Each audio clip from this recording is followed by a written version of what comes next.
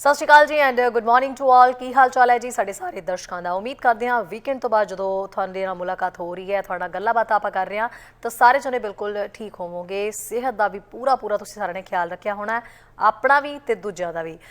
Specially जो ये weekend आया सी तो बहुत सारिया थावां दे उत्ते डाइनिंग जिहड़ी खुल चुकी है। सो जाहिर जी गल है कि जो डाइनिंग खुली है तो फिर दिल करदा, क्योंकि काफ़ी समय तो असीं सारे स्ट्रक होए पे हैं जिस तरीके नाल कोविड या होर वेरीएंट साडे आले दुआले घूम रहे ने, तो उस तरह सानूं मौका नहीं मिल रहा सीगा असीं किते जाइए। तो हुण डाइनिंग किते किते खुली है तो उत्थे जाके वधिया भी लग रहा, पर हजे भी कोशिश करना। हालांकि मैं खुद भी एक रेस्टोरेंट विजिट किया कल और मैं खुद उत्थे देखा भी उत्थों दे जिहड़े इंतजाम सीगे, सारे प्रबंध सीगे काफ़ी वधिया तरीके नाल उन्होंने कीते हुए सीगे। बकायदा ग्लव्स और सैनिटाइज़र, सोशल डिस्टेंसिंग, हर चीज़ का उत्थे जिहड़ा बकायदा ख्याल रखा जा रहा सी। इनफैक्ट जो तुसी कोई बर्तन चक रहे हो या तुसी अपनी चीज़ कोई पा रहे हो किसी भी चीज़ ना, तो ਉਹਦੇ ਲਈ स्पैशली अलग अलग तौर के उत्ते जिहड़े ग्लव्स है वो रखे गए सी, विच इज़ गुड कि एटलीस्ट इन्ना ख्याल रखा जा रहा कि जो असीं सारे डाइनिंग के लिए पहुँच रहे हैं तो एटलीस्ट सोशल डिस्टेंसिंग के नाल नाल हर चीज़ नूं जिन्हों असीं टच कर रहे हैं एटलीस्ट वो भी जिहड़ी है वो सब दे छूण नाल एक दूजे नूं जिहड़ा है फैलेगा नहीं है किसी भी तरह का वायरस। सो ये कोशिश की जा रही है भी जिन्नियां हदायतां दित्तियां गईयां ने, रेस्टोरेंट्स वाले जिहड़े ने, होटल्स वाले ने, वो भी इन्हां दी पालना जरूर करन। ते तुसीं सारे भी कोशिश करो जो खुद भी डाइनिंग दे लई जा रहे हो तो कोशिश करो भी जिन्ना तुहाडे कोलों भी हो सकता अपने बबल्स दे विच बैठो, तो कोशिश करो भी जिहड़ी भी चीज़ नूं टच कर रहे हो ग्लव्स तो बिना जिहड़ा टच ना करो।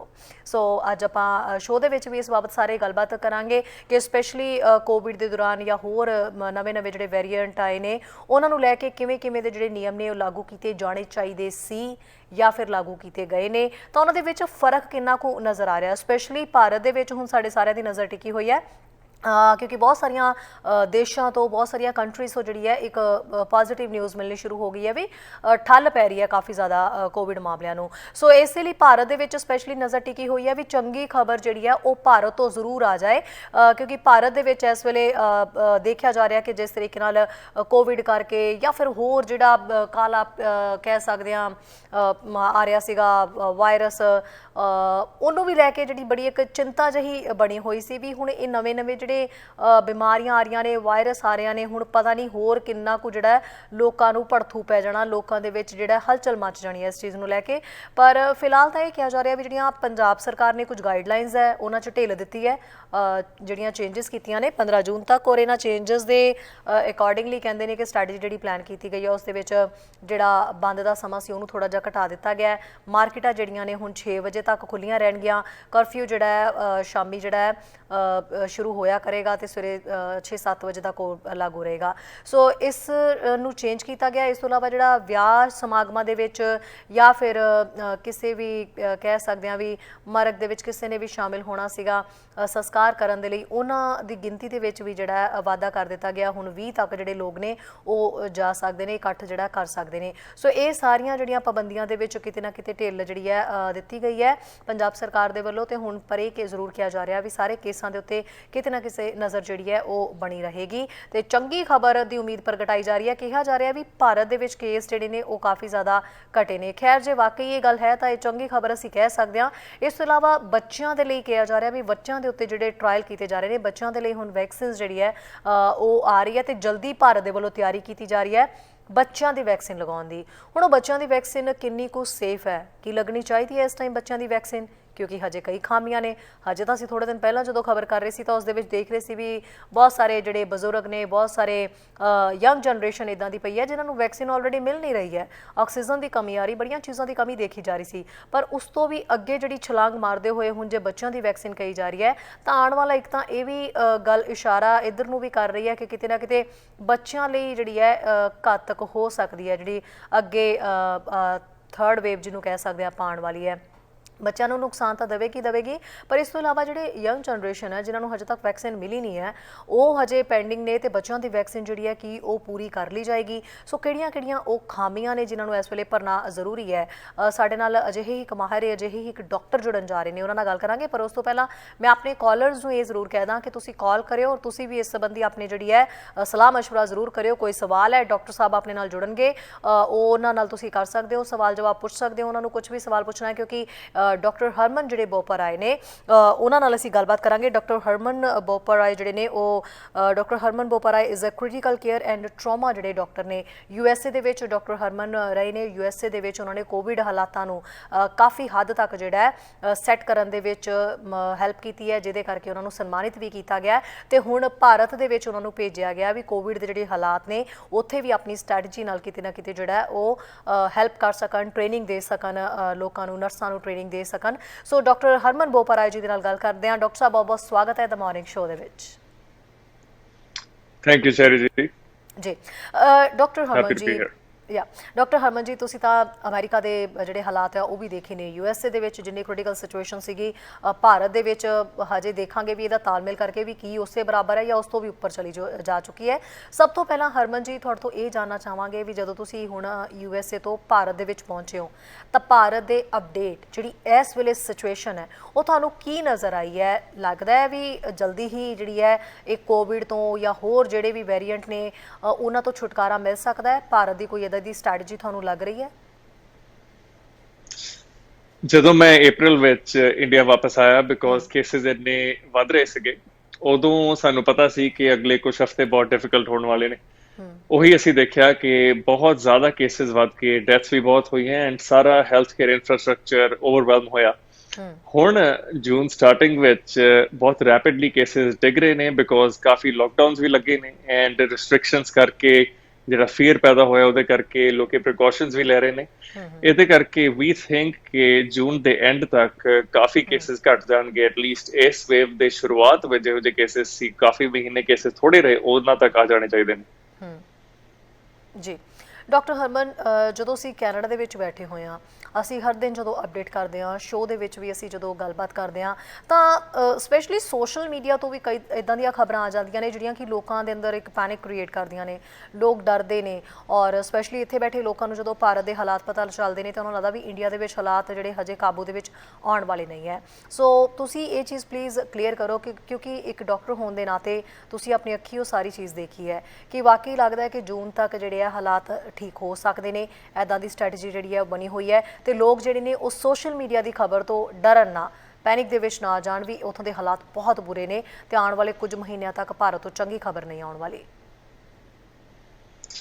ਪਿਛਲੇ 1 ਸਾਲ ਦੇ ਅੰਦਰ ਸਾਰੀ ਦੁਨੀਆ ਨੇ ਬਹੁਤ ਸਫਰ ਕੀਤਾ ਹੈ ਕੋਵਿਡ ਪੈਂਡੇਮਿਕ ਕਰਕੇ।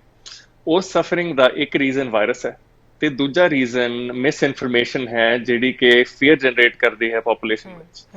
ਵਾਇਰਸ ਨਾਲ ਲੜਨ ਲਈ ਅਸੀਂ ਬਹੁਤ ਕੁਝ ਕਰ ਸਕਦੇ ਹਾਂ as health care people, but also as citizens, right? Social ਆਪਣੇ ਪ੍ਰੀਕਾਸ਼ਨਸ ਲੈਣੇ, ਸੋਸ਼ਲ ਡਿਸਟੈਂਸਿੰਗ ਰੱਖਣੀ ਐਂਡ ਬਾਹਰ ਨਾ ਜਾਣਾ ਜਿੰਨਾ ਚਿਰ ਇੰਨਾ ਵਾਇਰਸ ਕੇਸ ਵਧੇ ਹੋਏ ਨੇ। ਉਹਦੇ ਨਾਲ ਹੀ ਸਾਡੀ ਰਿਸਪੌਂਸਿਬਿਲਿਟੀ ਹੈ ਕਿ ਅਸੀਂ ਸੋਸ਼ਲ ਮੀਡੀਆ ਤੋਂ ਸਾਰੀਆਂ ਖਬਰਾਂ ਨਾ ਲੈਂਦੇ ਹੋਏ ਜਿਹੜੇ ਰਿਪਿਊਟਡ ਸੋਰਸਿਸ ਨੇ, ਜਿੱਦਾਂ ਕਿ CDC ਅਮਰੀਕਾ ਦੀ, WHO ਜਾਂ ਜਿਹੜੀ ਓਫੀਸ਼ੀਅਲ ਸੋਰਸਿਸ ਜਾਂ ਟਰਸਟਡ ਨਿਊਜ਼ ਚੈਨਲਸ ਨੇ ਜਿੱਦਾਂ ਕਿ ਤੁਸੀਂ ਇਨਫੋਰਮੇਸ਼ਨ ਪਹੁੰਚਾਉਂਦੇ ਹੋ, ਉਹਨਾਂ ਤੋਂ ਨਿਊਜ਼ ਲਈ ਜਾਏ ਤਾਂ ਕਿ ਡਰ ਐਂਡ ਖੌਫ ਨਾ ਫੈਲਿਆ ਜਾਏ। ਇੰਡੀਆ ਵਿੱਚ ਵਨ ਆਫ ਦ ਥਿੰਗਸ ਜਿਹੜੀਆਂ ਆਬਜ਼ਰਵ ਕੀਤੀਆਂ ਨੇ ਕਿ ਇੱਥੇ WhatsApp ਯੂਜ਼ ਕਰਕੇ ਬਹੁਤ ਜ਼ਿਆਦਾ ਵੀਡੀਓਜ਼ ਐਂਡ ਇਨਫੋਰਮੇਸ਼ਨ ਲੋਕਾਂ ਤੱਕ ਪਹੁੰਚਦੀ ਹੈ ਐਂਡ ਅ ਲਾਰਜ ਪ੍ਰਪੋਰਸ਼ਨ ਉਸ ਇਨਫੋਰਮੇਸ਼ਨ ਦਾ ਇਜ਼ ਇਨਐਕੂਰੇਟ। ਉਹਦੇ ਕੋਈ ਸੋਰਸਿਸ ਕੋਟ ਨਹੀਂ ਹੁੰਦੇ ਐਂਡ ਉਹ ਡਰ ਪੈਦਾ ਕਰਦਾ ਹੈ ਲੋਕਾਂ ਵਿੱਚ ਜਿਹੜਾ ਕਿ ਕਿਸੇ ਵੀ ਤਰ੍ਹਾਂ ਪ੍ਰੋਡਕਟਿਵ ਨਹੀਂ ਹੈ। ਸੋ ਸਹੀ ਇਨਫੋਰਮੇਸ਼ਨ ਦੇ ਨਾਲ ਪ੍ਰੀਕਾਸ਼ਨਸ ਲੈਣਾ ਐਂਡ ਆਪਣੇ ਆਪ ਨੂੰ ਸੇਫ ਰੱਖਣਾ ਬਹੁਤ ਇੰਪੋਰਟੈਂਟ ਹੈ। ਭਾਰਤ ਸਰਕਾਰ ਦੇ ਸਿਸਟਮ ਬਾਰੇ ਡਾਕਟਰ ਸਾਹਿਬ ਕੀ ਤੁਸੀਂ ਦੇਖਿਆ ਜਦੋਂ ਤੁਸੀਂ ਇੱਥੇ ਪਹੁੰਚੇ ਹੋ? ਤਾਂ ਸਿਸਟਮ ਨਾਲ ਚੀਜ਼ਾਂ ਹੋ ਰਹੀਆਂ ਨੇ, ਵੈਕਸੀਨ ਦੀ ਘਾਟ ਦੱਸੀ ਜਾ ਰਹੀ ਹੈ, ਆਕਸੀਜਨ ਲੋਕਾਂ ਤੱਕ ਨਹੀਂ ਪਹੁੰਚ ਰਹੀ ਸੀ ਔਰ ਉਸ ਤੋਂ ਅੱਗੇ ਹੁਣ ਜੇ ਕਿਹਾ ਜਾ ਰਿਹਾ ਵੀ ਵੈਕਸੀਨ ਜਿਹੜੀ ਆ ਉਹ ਬਹੁਤ ਜ਼ਿਆਦਾ ਆ ਰਹੀ ਹੈ। ਕਿਤੇ ਨਾ ਕਿਤੇ ਜਿਹੜੇ ਪਾਬੰਦੀਆਂ ਉਹਨਾਂ ਦੇ ਵਿੱਚ ਪੰਜਾਬ ਦੇ ਵਿੱਚ ਢਿੱਲ ਦਿੱਤੀ ਗਈ ਹੈ। ਹਜੇ ਬਾਕੀ ਭਾਰਤ ਤੋਂ ਜਿਹੜੀ ਹੈ ਕੋਈ ਇੱਦਾਂ ਦੀ ਪੋਜ਼ੀਟਿਵ ਨਹੀਂ ਖਬਰ ਆ ਰਹੀ ਕਿ ਪਾਬੰਦੀਆਂ 'ਚ ਢਿੱਲ ਦਿੱਤੀ ਗਈ ਹੈ, ਪਰ ਲੋਕ ਜਿਹੜੇ ਨੇ ਉਹ ਅੱਕ ਚੁੱਕੇ ਨੇ, ਲੋਕ ਘਰਾਂ ਦੇ ਵਿੱਚ ਬੈਠੇ ਹੋਏ ਨੇ, ਲੋਕ ਇੱਕ ਅਲੱਗ ਕਿਸਮ ਦੀ ਪਰੇਸ਼ਾਨੀ ਝੇਲ ਰਹੇ ਨੇ। ਸਪੈਸ਼ਲੀ ਜਿਹੜੇ ਕਾਰੋਬਾਰੀ ਲੋਕ ਨੇ ਉਹਨਾਂ ਨੂੰ ਬਹੁਤ ਜ਼ਿਆਦਾ ਦਿੱਕਤਾਂ ਸਾਹਮਣੇ ਆ ਰਹੀਆਂ ਨੇ। ਸੋ ਤੁਹਾਨੂੰ ਲੱਗਦਾ ਵੀ ਕਿਤੇ ਨਾ ਕਿਤੇ ਭਾਰਤ ਸਰਕਾਰ ਦੇ ਸਿਸਟਮ ਦੇ ਵਿੱਚ ਕੋਈ ਅਜਿਹੀ ਖਾਮੀ ਹੈ ਜਿਹੜੀ ਕਿ ਪੂਰੀ ਹੋਣੀ ਚਾਹੀਦੀ ਸੀਗੀ? ਜਿਹੜੇ ਕਾਫੀ ਮਹੀਨੇ ਕੋਰੋਨਾ ਵਾਇਰਸ COVID-19 ਦੇ ਕੇਸਿਸ ਕਾਫੀ ਥੋੜੇ ਸੀਗੇ ਜਦੋਂ ਇੰਡੀਆ ਵਿੱਚ, ਉਹੋ ਜਿਹੇ ਟਾਈਮ ਹੁੰਦੇ ਨੇ ਕਿ ਅਸੀਂ ਡੇਟਾ ਗੈਦਰ ਕਰਕੇ ਪ੍ਰਿਪੇਅਰ ਕਰੀਏ ਆਪਣੇ ਇਨਫਰਾਸਟ੍ਰਕਚਰ ਨੂੰ ਕਿ ਅਗਲੀ ਸਰਜ ਨੂੰ ਹੈਂਡਲ ਕਰ ਸਕੇ। ਇੰਡੀਆ ਐਂਡ US ਕੈਨੇਡਾ ਵਿੱਚ ਆ ਬਹੁਤ ਫਰਕ ਹੈ ਕਿ ਸਾਡੀ ਇੰਡੀਆ ਦੀ ਪੋਪੂਲੇਸ਼ਨ ਬਹੁਤ ਜ਼ਿਆਦਾ, ਜੀ। ਐਂਡ ਜਿਹੜਾ ਹੈਲਥ ਕੇਅਰ ਇਨਫਰਾਸਟ੍ਰਕਚਰ ਅਜੇ ਵੀ ਡਿਵੈਲਪਿੰਗ ਹੈ। ਦੈਟ ਇਜ਼ ਵਾਈ ਜਦੋਂ ਕੇਸਿਸ ਇੰਨੇ ਜ਼ਿਆਦਾ ਵਧੇ ਤੇ ਇਨਫਰਾਸਟ੍ਰਕਚਰ ਦਾ ਆਲਮੋਸਟ ਕੋਲੈਪਸ ਹੋਣਾ ਬਿਲਕੁਲ ਪ੍ਰੈਡਿਕਟਡ ਸੀ।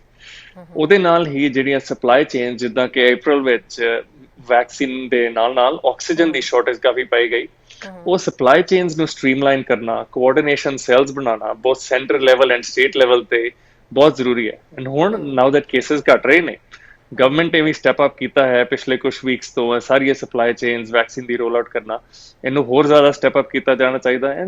ਡੇਟਾ ਲੈ ਕੇ ਰਿਸਰਚ ਕਰਕੇ ਪਾਲਿਸੀਜ਼ ਪਾਉਣੀਆਂ ਚਾਹੀਦੀਆਂ ਹੈ ਕਿ ਅਗਲੀ ਜੇ ਕੋਈ ਵੀ ਸਰਚ ਆਏ ਤੇ we are much better prepared. Both vaccines, infrastructure, health care professionals ਦੀ ਟ੍ਰੇਨਿੰਗ, ਜਿੱਦਾਂ ਮੈਂ ਆਪ ਡਾਕਟਰਸ ਨਰਸਿਸ ਨੂੰ ਟ੍ਰੇਨਿੰਗ ਦਿੰਦਾ ਰਿਹਾ ਇੱਥੇ, all of those are very important to do ਜਦੋਂ ਕੇਸਿਸ ਥੋੜੇ ਘੱਟ ਨੇ, ਰਾਦਰ ਦੈਨ ਕਿ ਜਦੋਂ ਐਮਰਜੈਂਸੀ ਟਾਈਮ ਹੈ। ਜੀ। ਸੋ ਇਹ ਕਮੀ ਨੂੰ ਜਦੋਂ ਕੋਵਿਡ ਦੇ ਹਾਲਾਤਾਂ ਦਾ ਇੰਡੀਆ ਦੇ ਵਿੱਚ ਪਹਿਲਾਂ ਹੀ ਪਤਾ ਲੱਗ ਗਿਆ ਸੀ, ਬਾਕੀ ਦੇਸ਼ਾਂ ਦੇ ਵਿੱਚ ਜਿਹੜਾ ਹੈ ਬਹੁਤ ਜ਼ਿਆਦਾ ਫੈਲ ਚੁੱਕਿਆ ਸੀ, ਇਹ ਸਟ੍ਰੈਟਜੀ ਉਦੋਂ ਵੀ ਪਲਾਨ ਕੀਤੀ ਜਾ ਸਕਦੀ ਸੀਗੀ? ਬਿਲਕੁਲ, ਜਦੋਂ ਕੇਸਿਸ ਘੱਟ ਹੁੰਦੇ ਨੇ ਉਦੋਂ emergency and disaster management the planning the time better ਹੁੰਦਾ। ਐਮਰਜੈਂਸੀ ਦੇ ਟਾਈਮ ਪਲੈਨਿੰਗ ਕਰਨੀ ਬਹੁਤ ਡਿਫਿਕਲਟ ਹੁੰਦੀ ਹੈ। ਉਹਦੇ ਵਿੱਚ ਜਿੱਦਾਂ ਤੁਸੀਂ ਕਿਹਾ ਕਿ ਆਲਮੋਸਟ 1 ਸਾਲ ਤੋਂ ਜ਼ਿਆਦਾ ਹੀ ਹੁਣ ਪੈਂਡੈਮਿਕ ਫੈਲਿਆ ਹੋਇਆ, ਸਾਰੇ ਹੈਲਥ ਕੇਅਰ ਪ੍ਰੋਫੈਸ਼ਨਲਸ ਵੀ ਐਗਜ਼ੌਸਟਡ ਨੇ, ਲੋਕੀ ਵੀ ਲੋਕਡਾਊਨ ਤੋਂ ਐਗਜ਼ੌਸਟਡ ਨੇ। ਬਟ ਹਿਊਮਨਿਜ਼ਮ ਨੂੰ ਜੇ ਦੇਖਿਆ ਜਾਏ ਤੇ ਲੋਕਾਂ ਦੀ ਹੈਲਥ ਕੇਅਰ ਐਂਡ ਜਾਨ ਤੋਂ ਇੰਪੋਰਟੈਂਟ ਕੋਈ ਚੀਜ਼ ਨਹੀਂ ਹੁੰਦੀ। ਉਹਦੇ ਵਿੱਚ ਹੁਣ ਲੋਕਡਾਊਨਸ ਦੇ ਜਿਹੜੀ ਪਾਲਿਸੀ, ਜਿੱਦਾਂ ਕਾਫੀ ਸਟੇਟਸ ਵਿੱਚ ਹੁਣ ਲੋਕਡਾਊਨ ਲਿਫਟ ਕਰਨਾ ਸਟੇਜ ਬਾਏ ਸਟੇਜ ਸ਼ੁਰੂ ਹੋਇਆ। ਹੁਣ ਗਵਰਨਮੈਂਟ ਦੀਆਂ ਪਾਲਿਸੀਜ਼ ਬੜੀ ਕੇਪੇਬਲ ਗਵਰਨਮੈਂਟਸ ਨੇ, state governments and lot of people in central government, ਜੋ ਕਿ ਇਹੋ ਜਿਹੀ ਪਾਲਿਸੀਜ਼ ਲਾ ਸਕਦੇ ਨੇ। ਬਟ ਇਹਦੇ ਲਈ ਪਲੈਨਿੰਗ ਐਂਡ ਫੋਰਸਾਈਟ ਬਹੁਤ ਜ਼ਰੂਰੀ ਹੈ। ਐਂਡ ਉਹ ਪਲੈਨਿੰਗ ਸਿਰਫ ਅੱਗੇ ਦੀ ਪਲੈਨਿੰਗ ਕਰਨ ਲਈ ਕੁਝ ਮਹੀਨੇ ਅੱਗੇ ਐਂਡ ਕੁਝ ਸਾਲ ਅੱਗੇ emergency preparedness, that is the time to do it now. Doctor ਸਾਹਿਬ, ਤੁਸੀਂ ਅਮਰੀਕਾ ਤੋਂ ਜਦੋਂ ਇੰਡੀਆ ਆਏ, ਅਮਰੀਕਾ ਤੇ ਇੰਡੀਆ ਦੇ ਹਾਲਾਤਾਂ ਨੂੰ ਕਿੱਦਾਂ ਤੁਸੀਂ ਦੇਖਦੇ ਹੋ? ਆਈ ਮੀਨ, ਕਿਵੇਂ ਕੋਈ ਤਾਲਮੇਲ ਕੀਤਾ ਜਾ ਸਕਦਾ ਹੈ?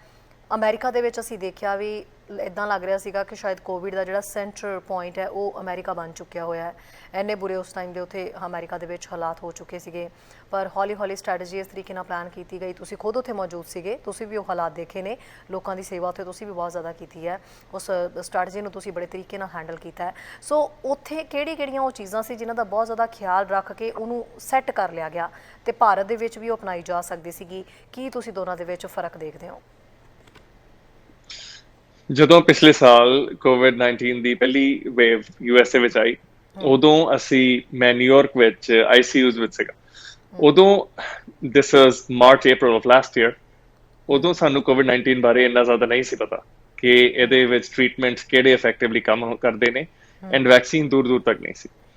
ਬਟ ਜਿਹੜੇ ਬੇਸਿਕ ਪਬਲਿਕ ਹੈਲਥ ਮੈਜਰਸ ਨੇ, ਜਿੱਦਾਂ ਸੋਸ਼ਲ ਡਿਸਟੈਂਸਿੰਗ, ਜਿੱਦਾਂ ਲੋਕਡਾਊਨਸ, ਜਿੱਦਾਂ ਕਿ ਮਾਸਕ ਪਾਉਣਾ, ਲੋਕਾਂ ਤੋਂ 6 ਫੁੱਟ ਦੀ ਦੂਰੀ ਰੱਖਣਾ, and simple hand washing techniques, hand hygiene, ਉਹਨਾਂ ਨਾਲ ਜਿੰਨੀਆਂ ਜਾਨਾਂ ਬਚ ਸਕਦੀਆਂ ਨੇ। ਆਈ ਕੈਨੋਟ, ਜਿਹੜੇ ਵੈਂਟੀਲੇਟਰਸ ਨੇ ਤੇ ਇੱਕ ਸਾਈਡ ਆ ਸਿੰਪਲ ਮੈਜਰਸ ਨੇ, ਸਿੰਪਲ ਮੈਜਰ ਨਾਲ ਸਭ ਤੋਂ ਜ਼ਿਆਦਾ ਜਾਨਾਂ ਬਚਦੀਆਂ ਨੇ। ਜਿੱਦਾਂ ਅਮਰੀਕਾ ਵਿੱਚ ਪਿਛਲੇ ਸਾਲ ਐਡਮਿਨਿਸਟ੍ਰੇਸ਼ਨ ਜਦੋਂ ਚੇਂਜ ਹੋਈ, ਉਸ ਐਡਮਿਨਿਸਟ੍ਰੇਸ਼ਨ ਨੇ ਵੈਕਸੀਨ ਦਾ ਰੋਲ ਆਊਟ ਵੀ ਬਹੁਤ ਇੱਕ ਐਫੀਸ਼ੀਐਂਟ ਤਰੀਕੇ ਨਾਲ ਕੀਤਾ, ਜਿਹੜੇ ਕਿ ਅਮਰੀਕਾ ਦਾ ਹੁਣ ਕਾਫੀ ਪਰਸੈਂਟੇਜ ਆਫ ਦ ਪੋਪੂਲੇਸ਼ਨ ਨੂੰ ਫਰਸਟ ਡੋਜ਼ ਮਿਲ ਚੁੱਕੀ ਹੈ। ਉਹਨਾਂ ਦਾ ਜੋ ਗੋਲ ਹੈ ਕਿ ਹਰਡ ਇਮਿਊਨਿਟੀ ਵੱਲ ਪਹੁੰਚਣਾ, ਉਹ ਉਸ ਗੋਲ ਦੇ ਕਲੋਜ਼ ਨੇ।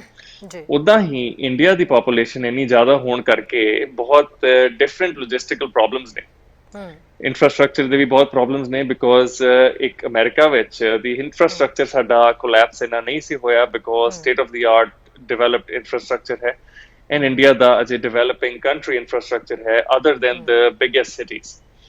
ਉਹਨੂੰ ਦੇਖਦੇ ਹੋਇਆ the vaccine roll out and ਬਾਕੀ ਸਭ ਵਿੱਚ ਦੇਰ ਵਰ ਸਮ ਗੈਪਸ, ਜਿਹੜੇ ਕਿ ਹੁਣ ਪੂਰੇ ਕਰ ਰਹੇ ਨੇ। ਜੀ। ਸੋ ਡਾਕਟਰ ਸਾਹਿਬ, ਤੁਸੀਂ ਜਦੋਂ ਹੁਣ ਇੱਥੇ ਪਹੁੰਚੇ ਹੋ ਤਾਂ ਤੁਸੀਂ ਟ੍ਰੇਨਿੰਗ ਦੇ ਰਹੇ ਹੋ, ਇਸ ਤੋਂ ਇਲਾਵਾ ਤੁਹਾਡਾ ਕੀ ਮੇਨ ਕੰਮ ਹੁੰਦਾ ਹੈ? ਨਰਸਾਂ ਨੂੰ ਟ੍ਰੇਨਿੰਗ ਦਿੰਦੇ ਹੋ, ਜਾਂ ਜਿਹੜੀ ਲੋਕ ਆਉਂਦੇ ਨੇ ICU ਦੇ ਵਿੱਚ ਤੁਸੀਂ ਲੋਕਾਂ ਨੂੰ ਦੇਖਦੇ ਹੋ, ਪੂਰੀਆਂ ਫੈਸਿਲਿਟੀਜ਼ ਉਹਨਾਂ ਨੂੰ ਦਿੱਤੀਆਂ ਜਾ ਰਹੀਆਂ ਨੇ? ਜਦੋਂ ਹੁਣ ਮੈਂ ਇੱਥੇ ਪੰਜਾਬ ਵਿੱਚ ਐਂਡ ਮੁੰਬਈ ਵਿੱਚ ਕੰਮ ਕਰਨਾ ਸ਼ੁਰੂ ਕੀਤਾ, ਸਾਡਾ ਜਿਹੜੀ ਮੇਰੀ ਟੀਮ ਸੀ ਉਹਦੇ ਨਾਲ ਆਈ ਸੀ ਕਿ ਅਸੀਂ ਕੈਪੈਸਿਟੀ ਬਿਲਡ ਕਰਨ ਵਿੱਚ ਸਪੋਰਟ ਕਰੀਏ। ਹੁਣ ਉਹ ਬੜੇ ਤਰੀਕਿਆਂ ਨਾਲ ਕੀਤਾ ਜਾ ਸਕਦਾ ਹੈ, ਡਾਇਰੈਕਟਲੀ ਪੇਸ਼ੈਂਟਸ ਦੇਖ ਕੇ, ਇਨਫਰਾਸਟ੍ਰਕਚਰ ਦੀ ਹੈਲਪ ਕਰਕੇ, ਐਂਡ ਡਾਕਟਰਸ ਐਂਡ ਨਰਸਿਸ ਨੂੰ ਟ੍ਰੇਨਿੰਗ ਦੇ ਕੇ। ਹੁਣ ਮੈਂ ਪੰਜਾਬ ਵਿੱਚ ਵਾਪਸ doctors and nurses the training ਕਰ ਰਿਹਾ ਹਾਂ ਦੁਬਾਰਾ, ਜਿਹੜੇ ਕਿ ਹਸਪੀਟਲਸ ਨਾਲ ਮੇਰੀ ਹੈ, ਟਾਈ ਅਪ। ਜੀ। ਉਹਦੇ ਨਾਲ ਹੁਣ ਜਦੋਂ ਕਿ ਕੇਸਿਸ ਘਟ ਰਹੇ ਨੇ, ਆਈ ਵੋਲੰਟੀਅਰਡ ਮਾਈ ਸਰਵਿਸਿਜ਼ ਡਿਸਟ੍ਰਿਕਟ ਐਡਮਿਨਿਸਟ੍ਰੇਸ਼ਨ ਨੂੰ ਵੀ ਕਰ ਰਿਹਾ। But the most important thing is ਕਿ ਸਾਡੇ ਕੋਲ ਇਨਫਰਾਸਟ੍ਰਕਚਰ ਬਹੁਤ ਵਾਈਡ ਹੈ and sorry government India the and state ਦੀ ਇਹਨਾਂ ਕੋਲ ਐਕਸਪਰਟੀਜ਼ ਹੈ। ਜੀ। ਹੁਣ ਦੇ ਆਰ ਅਪਲਾਈਂਗ ਦੇयर ਐਕਸਪਰਟੀਜ਼। ਨਾ ਸਾਡਾ ਰੋਲ ਹੈ ਕਿ ਉਹਨਾਂ ਨੂੰ ਸਪੋਰਟ ਕਰਨਾ ਕਿਸੇ ਵੀ ਤਰ੍ਹਾਂ as a private citizen but also as someone ਜੋ ਦੋਵੇਂ ਵੇਵਸ ਨੂੰ ਡਿਫਰੈਂਟ ਕੰਟਰੀਜ਼ ਵਿੱਚ ਦੇਖ ਚੁੱਕਿਆ। ਓਕੇ, ਸੋ ਡਾਕਟਰ ਸਾਹਿਬ ਹੁਣ ਜਿਸ ਤਰੀਕੇ ਨਾਲ ਬੱਚਿਆਂ ਦੀ ਵੈਕਸੀਨ ਦੀ ਵੀ ਗੱਲ ਕੀਤੀ ਜਾ ਰਹੀ ਹੈ ਕਿ ਬੱਚਿਆਂ ਦੇ ਉੱਤੇ ਟਰਾਇਲ ਚੱਲ ਰਹੇ ਨੇ, ਤੁਹਾਨੂੰ ਲੱਗਦਾ ਵੀ ਬੱਚਿਆਂ ਦੇ ਉੱਤੇ ਜਿਹੜੇ ਟਰਾਇਲ ਚੱਲ ਰਹੇ ਨੇ ਜਾਂ ਬੱਚਿਆਂ ਦੀ ਵੈਕਸੀਨ ਜਿਹੜੀ ਆ ਰਹੀ ਹੈ, ਕਿਹਾ ਜਾ ਰਿਹਾ ਵੀ ਜਲਦੀ ਤੋਂ ਜਲਦੀ ਬੱਚਿਆਂ ਨੂੰ ਇਹ ਵੈਕਸੀਨ ਲਗਾਈ ਜਾਏਗੀ, ਇਹ ਸੇਫ ਰਹੇਗੀ? ਵੈਕਸੀਨ ਦੀ ਸੇਫਟੀ ਦੇ ਜਿਹੜੇ ਪ੍ਰੈਡਿਕਟਰਸ ਨੇ ਉਹ ਜਦੋਂ ਟ੍ਰਾਇਲਸ ਹੁੰਦੇ ਨੇ ਉਸ ਤੋਂ ਬਾਅਦ ਹੀ ਸਾਨੂੰ ਪਤਾ ਲੱਗ ਸਕਦਾ ਕਿ ਯੂਨਾਈਟਿਡ ਸਟੇਟਸ ਐਂਡ ਕੈਨੇਡਾ ਵਿੱਚ ਵੀ ਜਿੱਦਾਂ ਫਾਈਜ਼ਰ ਦੀ ਵੈਕਸੀਨ 12 ਇਅਰਸ ਤੋਂ over it has been approved. That is because Pfizer the vaccine they've been doing studies about safety and efficacy in children. Because COVID the vaccine ਇੰਨੀ ਜਲਦੀ ਬਣਾਈ and ਇਹਦੇ ਵਿੱਚ overwhelming safety ਸਾਨੂੰ ਦੇਖਣ ਨੂੰ ਮਿਲ ਰਹੀ ਹੈ in adults, ਉਸ ਨੂੰ predict ਕਰਕੇ ਅਸੀਂ ਆ ਕਹਿ ਸਕਦੇ ਹਾਂ ਕਿ in all likelihood ਬੱਚਿਆਂ ਵਿੱਚ ਵੀ ਇਹਦੀ ਸੇਫਟੀ ਬਹੁਤ ਹਾਈ ਹੈ। ਬਟ ਹੁਣ ਟ੍ਰਾਇਲਸ ਜਿਹੜੇ ਚੱਲ ਰਹੇ ਨੇ, ਜਿੱਦਾਂ ਇੰਡੀਆ ਵਿੱਚ ਵੀ ਟ੍ਰਾਇਲ ਸ਼ੁਰੂ ਹੋਏ ਨੇ, ਉਸ ਤੋਂ ਬਾਅਦ ਅਸੀਂ ਇਹਦਾ ਸਾਇੰਟੀਫਿਕ ਪ੍ਰੂਫ ਦੇ ਸਕਦੇ ਹਾਂ ਤੇ ਉਹਦੇ ਨਾਲ ਹੀ ਬੱਚਿਆਂ ਦੀ ਵੈਕਸੀਨੇਸ਼ਨ ਸ਼ੁਰੂ ਕਰ ਸਕਦੇ ਹਾਂ ਇੱਥੇ।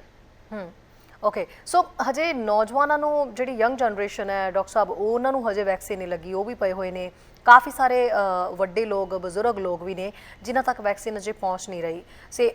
ਇਸ ਤੋਂ ਇਲਾਵਾ ਭਾਰਤ ਸਰਕਾਰ ਦੇ ਕੋਲ ਵੀ ਵੈਕਸੀਨ ਦੀ ਕਮੀ ਦੱਸੀ ਜਾ ਰਹੀ ਹੈ, ਸੋ ਕਿੱਥੋਂ ਇੰਨੀ ਵੈਕਸੀਨ ਆਏਗੀ ਕਿ ਨੌਜਵਾਨ ਬੈਠੇ ਨੇ, ਬਜ਼ੁਰਗ ਬੈਠੇ ਨੇ ਤੇ ਅੱਗੋਂ ਥਰਡ ਵੇਵ ਵਾਸਤੇ ਬੱਚਿਆਂ ਦੀ ਵੀ ਵੈਕਸੀਨ ਦੀ ਤਿਆਰੀ ਕੀਤੀ ਜਾ ਰਹੀ ਹੈ? ਭਾਰਤ ਸਰਕਾਰ ਦੇ ਜੋ ਸਟੇਟਮੈਂਟਸ ਆਏ ਨੇ, ਦੇ ਵਾਂਟ ਕਿ ਸਾਰੇ ਅਡਲਟਸ ਨੂੰ ਇਸ ਸਾਲ ਦੇ ਐਂਡ ਤੱਕ ਵੈਕਸੀਨੇਟ ਕੀਤਾ ਜਾਏ। ਇਹਦੇ ਲਈ ਜਿਹੜੀ ਇੰਡੀਆ ਮੇਡ ਵੈਕਸੀਨਸ ਨੇ ਉਹ ਤੇ ਬਹੁਤ ਜ਼ਰੂਰੀ ਨੇ, ਨਾਲੇ ਕੁਝ ਵੈਕਸੀਨਸ ਇੰਡੀਆ ਵਿੱਚ ਜਿਹੜੀਆਂ ਇਨ ਡਿਵੈਲਪਮੈਂਟ ਨੇ, ਜਿਨ੍ਹਾਂ ਦੇ ਕਲੀਨਿਕਲ ਟ੍ਰਾਇਲਸ ਹੁਣ ਚੱਲ ਰਹੇ ਨੇ, ਹੋਪਫੁਲੀ ਉਹਨਾਂ ਦੀਆਂ ਵੀ ਡੋਜ਼ਸ ਉਦੋਂ ਤੱਕ ਅਪਰੂਵ ਹੋ ਕੇ ਰਿਲੀਜ਼ ਹੋਣਗੀਆਂ। ਨਾਲ ਦੀ ਨਾਲ ਜਿਹੜੀ ਕਿ ਸਿੰਗਲ ਡੋਜ਼ ਲਾਣੀ ਵੈਕਸੀਨ ਦੀ, ਜਿੱਦਾਂ ਕੈਨੇਡਾ ਵਿੱਚ ਵੀ ਕਈ ਥਾਵਾਂ ਤੇ ਸਿੰਗਲ ਡੋਜ਼ ਲਾ ਕੇ ਬੱਚਿਆਂ ਨੂੰ ਵੀ ਇਨਫੈਕਟ 12 ਤੋਂ ਅਬਵ ਏਜ ਗਰੁੱਪ ਨੂੰ ਇੱਕ ਡੋਜ਼ ਲੱਗ ਰਹੀ ਹੈ, ਉਹਦੇ ਨਾਲ ਕਮਿਊਨਿਟੀ ਸਪਰੈਡ ਸਟਾਪ ਹੁੰਦੀ ਹੈ। ਸੋ ਭਾਵੇਂ ਇੱਕ ਡੋਜ਼ ਵੀ ਲੱਗੇ ਲੋਕਾਂ ਨੂੰ, ਉਹਦਾ ਵੀ ਕਾਫੀ ਪ੍ਰੋਟੈਕਟਿਵ ਇਫੈਕਟ ਹੁੰਦਾ ਹੈ, not as much as the second dose, but ਇੱਕ ਡੋਜ਼ ਵੀ ਲੋਕਾਂ ਨੂੰ ਲੱਗੇ ਤੇ ਥੋੜੀ ਡਿਲੇ ਬਾਅਦ ਜੇ ਸੈਕੰਡ ਡੋਜ਼ ਲੱਗੇ, ਜੇ ਉਸ ਵੈਕਸੀਨ ਵਿੱਚ ਕੰਪੈਟੇਬਿਲਿਟੀ ਹੈ ਤੇ ਉਹਦਾ ਵੀ ਬਹੁਤ ਫਾਇਦਾ ਪਹੁੰਚਿਆ ਜਾ ਸਕਦਾ ਹੈ ਲੋਕਾਂ ਨੂੰ।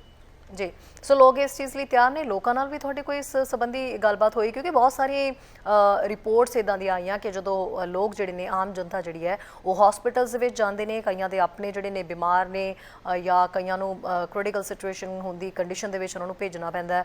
ਸੋ ਅਜਿਹੇ ਹਾਲਾਤਾਂ ਦੇ ਵਿੱਚ ਲੋਕਾਂ ਲਈ ਹਸਪੀਟਲ ਦੇ ਵਿੱਚ ਜਗ੍ਹਾ ਹੀ ਨਹੀਂ ਸੀਗੀ। ਕਈ ਲੋਕ ਅਸੀਂ ਅਜਿਹੇ ਦੇਖੇ, ਕਈ ਰਿਪੋਰਟ ਸਾਡੇ ਤੱਕ ਅਜਿਹੀਆਂ ਪਹੁੰਚੀਆਂ ਵੀ ਜਿਹੜੇ ਲੋਕ ਆ ਉਹਨਾਂ ਨੂੰ ਐਂਬੂਲੈਂਸ ਤੱਕ ਨਹੀਂ ਮਿਲ ਰਹੀਆਂ ਸੀਗੀਆਂ। ਸੋ ਅਜਿਹੇ ਹਾਲਾਤ ਕੀ ਤੁਸੀਂ ਵੀ ਦੇਖੇ ਆ ਭਾਰਤ ਦੇ ਵਿੱਚ, ਜਾਂ ਹੁਣ ਹਾਲਾਤ ਤੁਹਾਡੇ ਆਉਣ ਤੋਂ ਬਾਅਦ ਥੋੜੇ ਠੀਕ ਹੋਏ ਨੇ? ਹੁਣ ਡੈਫੀਨਿਟਲੀ ਹਾਲਾਤ ਬੈਟਰ ਨੇ, ਬਟ ਅਪ੍ਰੈਲ ਵਿੱਚ ਐਂਡ ਮਈ ਦੀ ਬਿਗਿਨਿੰਗ ਵਿੱਚ ਇੰਡੀਆ ਨੇ ਬਹੁਤ ਡਾਰਕ ਟਾਈਮਸ ਦੇਖੇ ਜੀ, ਜੋ ਕਿ ਸਿਸਟਮ ਇੰਨਾ ਜ਼ਿਆਦਾ ਓਵਰਵੈਲਮ ਸੀਗਾ ਕਿ ਕਾਫੀ ਲੋਕਾਂ ਨੂੰ ਉਹ ਹੈਲਥ ਨਹੀਂ ਮਿਲ ਸਕਿਆ, ਬਿਕੋਜ਼ ਸਟਰਕਚਰ ਹੀ ਬਿਲਕੁਲ ਸੈਚੂਰੇਟਡ ਸੀਗਾ। ਇਹਦੇ ਵਿੱਚ ਡੈਥ ਰੇਟ ਵੀ ਕਾਫੀ ਹਾਈ ਸੀਗਾ, ਡੇਲੀ ਡੈਥ ਰੇਟ। ਹੁਣ ਡੈਥ ਰੇਟ ਵੀ ਕਾਫੀ ਥੱਲੇ ਗਿਆ ਹੈ, number of cases more importantly ਥੱਲੇ ਗਏ ਨੇ। ਉਸ ਤੋਂ ਵੀ ਜ਼ਿਆਦਾ ਇੰਪੋਰਟੈਂਟ ਕਿ ਪੋਜ਼ਿਟਿਵਿਟੀ ਰੇਟ ਕੇਸਿਸ ਦਾ ਥੱਲੇ ਜਾ ਰਿਹਾ ਹੈ, ਅਰਾਊਂਡ 5% ਪੋਜ਼ਿਟਿਵਿਟੀ ਰੇਟ ਪਹੁੰਚ ਚੁੱਕਾ ਹੈ, ਜੋ ਕਿ ਕਿਸੇ ਟਾਈਮ 25% ਤੱਕ ਸੀ। ਮਤਲਬ ਕਿ ਤੁਸੀਂ 100 ਦੀ ਟੈਸਟ ਕਰੋ ਕੋਵਿਡ-19 ਦੇ, ਉਹਦੇ ਵਿੱਚ 25 ਆਫ ਦੋਸ ਟੈਸਟ ਪੋਜ਼ਿਟਿਵ ਆਉਂਦੇ ਸੀ। ਹੁਣ 5% ਤੱਕ ਰਹਿ ਗਿਆ ਹੈ। ਪੰਜਾਬ ਦਾ ਆਈ ਥਿੰਕ ਉਸ ਤੋਂ ਵੀ ਥੋੜਾ ਘੱਟ ਹੈ। ਉਹ ਬਹੁਤ ਇਨਕਰੇਜਿੰਗ ਸਾਈਨਸ ਨੇ ਕਿ ਹੁਣ ਸਾਡਾ ਇਨਫਰਾਸਟ੍ਰਕਚਰ ਹੈਂਡਲ ਕਰ ਪਾਏਗਾ ਇਹਨਾਂ ਨੰਬਰਸ ਨੂੰ, ਤੇ ਨਾਲ ਹੀ ਹੁਣ ਬੈਡ ਵੇਕੈਂਸੀਜ਼ ਵੀ ਹੋ ਰਹੀਆਂ ਨੇ, ਬਿਕੋਜ਼ ਕਾਫੀ ਲੋਕ ਰਿਕਵਰ ਕਰ ਚੁੱਕੇ ਨੇ ਐਂਡ ਕੁਝ ਡੈਥਸ ਵੀ ਹੋਈਆਂ ਨੇ। ਜੀ ਡਾਕਟਰ ਹਰਮਨ, ਤੁਹਾਡੇ ਆਉਣ ਤੋਂ ਬਾਅਦ ਜਿਹੜੇ ਨੇ ਹਾਲਾਤਾਂ ਦੇ ਵਿੱਚ ਕੁਝ ਚੇਂਜਸ ਨਜ਼ਰ ਆਏ? ਪਹਿਲਾਂ ਕਿਵੇਂ ਇੱਥੇ ਕੰਮ ਚੱਲ ਰਿਹਾ ਸੀਗਾ ਤੇ ਤੁਹਾਡੇ ਆਉਣ ਤੋਂ ਬਾਅਦ ਹੁਣ ਕਿਵੇਂ ਕੰਮ ਸ਼ੁਰੂ ਹੋਇਆ? ਔਰ ਸਪੈਸ਼ਲੀ ਤੁਸੀਂ ਮੁੰਬਈ ਦੀ ਗੱਲ ਕੀਤੀ ਹੈ, ਬੰਬੇ ਤੋਂ ਤੁਸੀਂ ਸਾਰੇ ਸਿਚੁਏਸ਼ਨ ਦੇਖੀ ਹੈ, ਹੁਣ ਤੁਸੀਂ ਪੰਜਾਬ ਦੇ ਵਿੱਚ ਹੈਗੇ ਹੋ, ਅੱਗੇ ਤੁਹਾਡੀ ਕੀ ਪਲਾਨਿੰਗ ਹੈ, ਅੱਗੇ ਕਿੱਥੇ ਕਿੱਥੇ ਜਾਓਗੇ? ਔਰ ਨਾਲ ਇਹ ਵੀ ਦੱਸੋ ਵੀ ਤੁਹਾਨੂੰ ਕਿਹੜੀਆਂ ਕਮੀਆਂ ਦੇਖਣ ਨੂੰ ਮਿਲੀਆਂ ਤੇ ਜਿਹੜੀਆਂ ਕਮੀਆਂ ਦੇ ਤੁਸੀਂ ਆਵਾਜ਼ ਚੁੱਕੀ ਜਾਂ ਤੁਸੀਂ ਗੱਲ ਕੀਤੀ ਜਾਂ ਟ੍ਰੇਨਿੰਗ ਦੇ ਰਹੇ ਹੋ, ਤਾਂ ਕੀ ਸਰਕਾਰਾਂ ਉਸ ਚੀਜ਼ ਨੂੰ ਸਮਝ ਰਹੀਆਂ ਨੇ? ਜਿਹੜੇ ਮੇਨ ਪ੍ਰਸ਼ਾਸਨ ਹੈ, ਜਿਹੜਾ ਅਧਿਕਾਰੀ, ਸਿਹਤ ਮਹਿਕਮਾ, ਇਹ ਸਾਰੀਆਂ ਇਹਨਾਂ ਗੱਲਾਂ ਨੂੰ ਸਮਝ ਰਹੇ ਨੇ ਤੇ ਉੱਦਾਂ ਹੀ ਤੁਹਾਡੇ ਕਹੇ ਮੁਤਾਬਕ ਜਿਹੜੀ ਹੈ ਪਲੈਨਿੰਗ ਚੱਲ ਰਹੀ ਹੈ, ਉੱਦਾਂ ਚੀਜ਼ਾਂ ਦਿੱਤੀਆਂ ਜਾ ਰਹੀਆਂ ਨੇ ਤੁਹਾਨੂੰ? ਹੁਣ ਤੱਕ ਜਿਹੜੀ ਵੀ ਐਡਮਿਨਿਸਟ੍ਰੇਸ਼ਨ ਨਾਲ ਮੇਰੀ ਗੱਲ ਹੋਈ ਹੈ ਉਹ ਬਹੁਤ ਸਪੋਰਟਿਵ ਰਹੇ ਨੇ, ਬਿਕੋਜ਼ ਸਭ ਜਾਣਦੇ ਨੇ ਕਿ ਇਹ ਕੰਮ ਇਕੱਠੇ ਹੋ ਜਾਂਦਾ। ਨਾਲੇ ਜਦੋਂ ਮੈਂ ਆਇਆ ਆਈ ਹੈਵ ਸੇ ਕਿ ਜਿਹੜੇ ਡਾਕਟਰਸ, ਨਰਸਿਸ, ਟੈਕਨੀਸ਼ੀਅਨਸ, ਕੋਈ ਵੀ ਹੈਲਥ ਕੇਅਰ ਵਿੱਚ, ਇਨਫੈਕਟ ਹੈਲਥ ਕੇਅਰ ਤੋਂ ਬਾਅਦ ਵੀ ਲੋਕੀ ਇੰਨੀ ਮਿਹਨਤ ਕਰਕੇ ਇੱਕ ਦੂਜੇ ਦੀ ਹੈਲਪ ਕਰ ਰਹੇ ਸੀ ਤੇ ਇੱਕ ਦੂਜੇ ਨੂੰ ਬਚਾ ਰਹੇ ਸੀ, above and beyond call of duty ਜਾ ਰਹੇ ਸੀ, ਉਹ ਦੇਖ ਕੇ ਆਈ ਐਮ ਵੈਰੀ ਇਨਕਰੇਜਡ।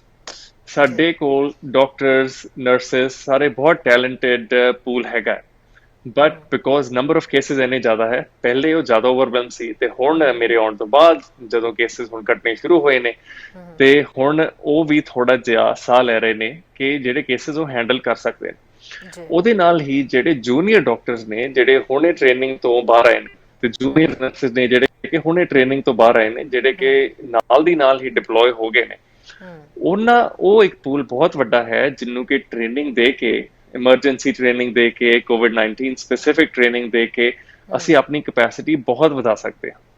ਇਹਦੇ ਵਿੱਚ ਮੈਨੂੰ ਸਰਕਾਰ ਜਿਹੜੀ ਕਿ ਐਡਮਿਨਿਸਟ੍ਰੇਸ਼ਨ ਹੈ ਉਹਦਾ ਵੀ ਬਹੁਤ ਸਮਰਥਨ ਮਿਲਿਆ ਹੈ ਤੇ ਉਹਦੇ ਨਾਲ ਹੀ ਜਦੋਂ ਹੁਣ ਕੇਸਿਸ ਘਟ ਰਹੇ ਨੇ ਤੇ ਅਸੀਂ ਇਹਦੇ ਨਾਲ ਹੋਰ ਬੜੀਆਂ ਚੀਜ਼ਾਂ ਤੇ ਫੋਕਸ ਕਰਾਂਗੇ।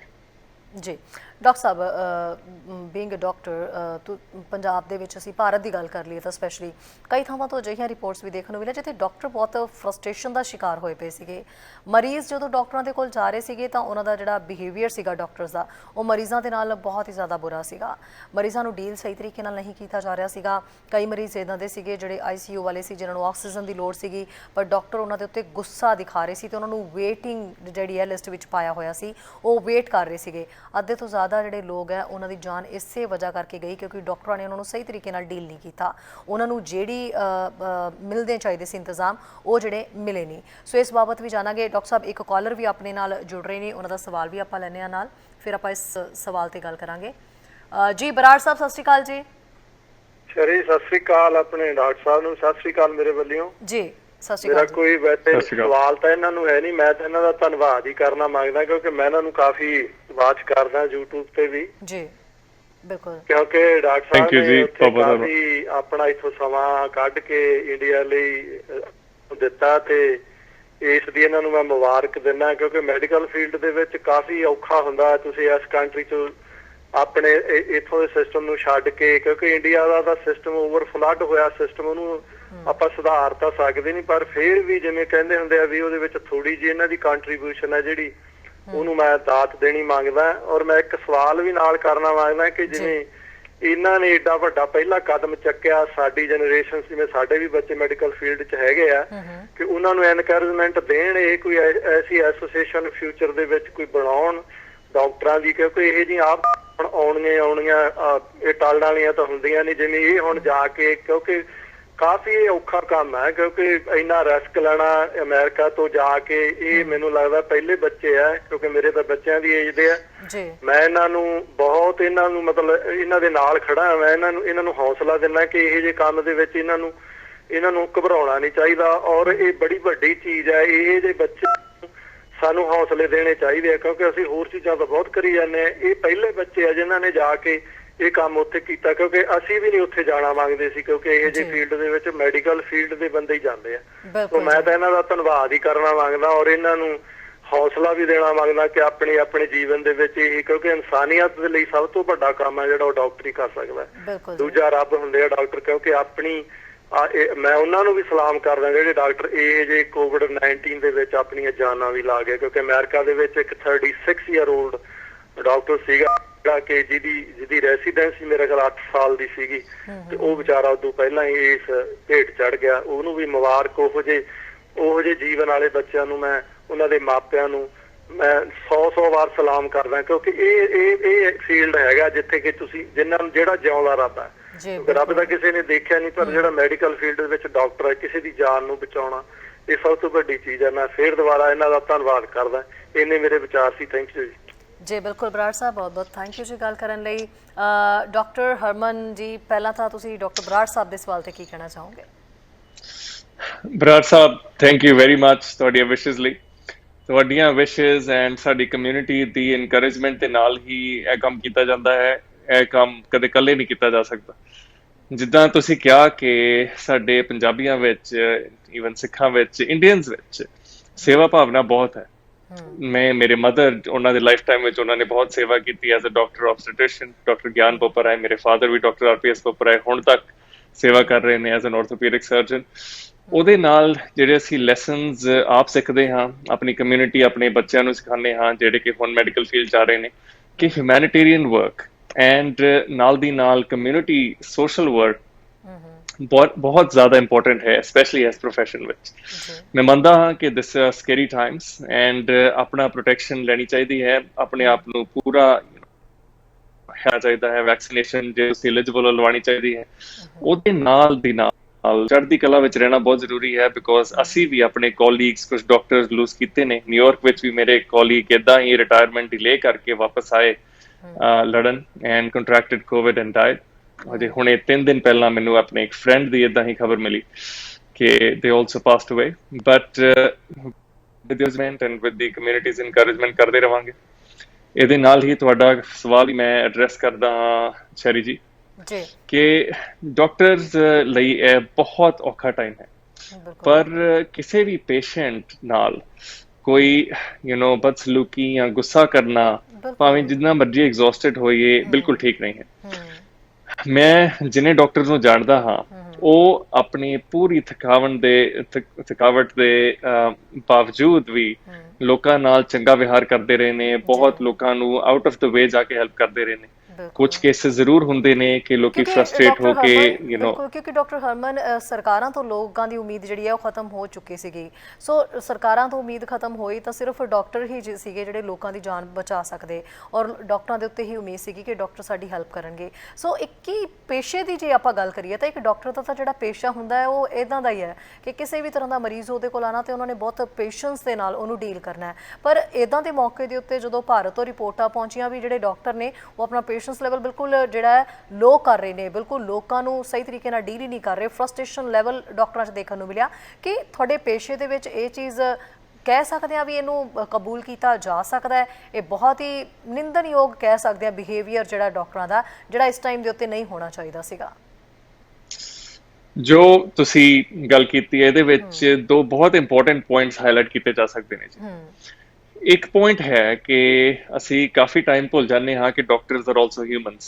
ਅਸੀਂ ਮੰਨਦੇ ਹਾਂ ਕਿ ਇਹਨਾਂ ਦਾ ਜੋ ਰੋਲ ਹੈ ਉਹ ਰੈਗੂਲਰ ਹਿਊਮਨਸ ਵਾਲਾ ਨਹੀਂ ਹੁੰਦਾ। ਇਹਨਾਂ ਨੇ ਹਰ ਕ੍ਰਾਈਸਿਸ ਵਿੱਚ ਲੋਕਾਂ ਦੀ ਹੈਲਪ ਕਰਨ ਦੀ ਸਹੁੰ ਚੁੱਕੀ ਹੁੰਦੀ ਤੇ ਕਰਦੇ ਵੀ।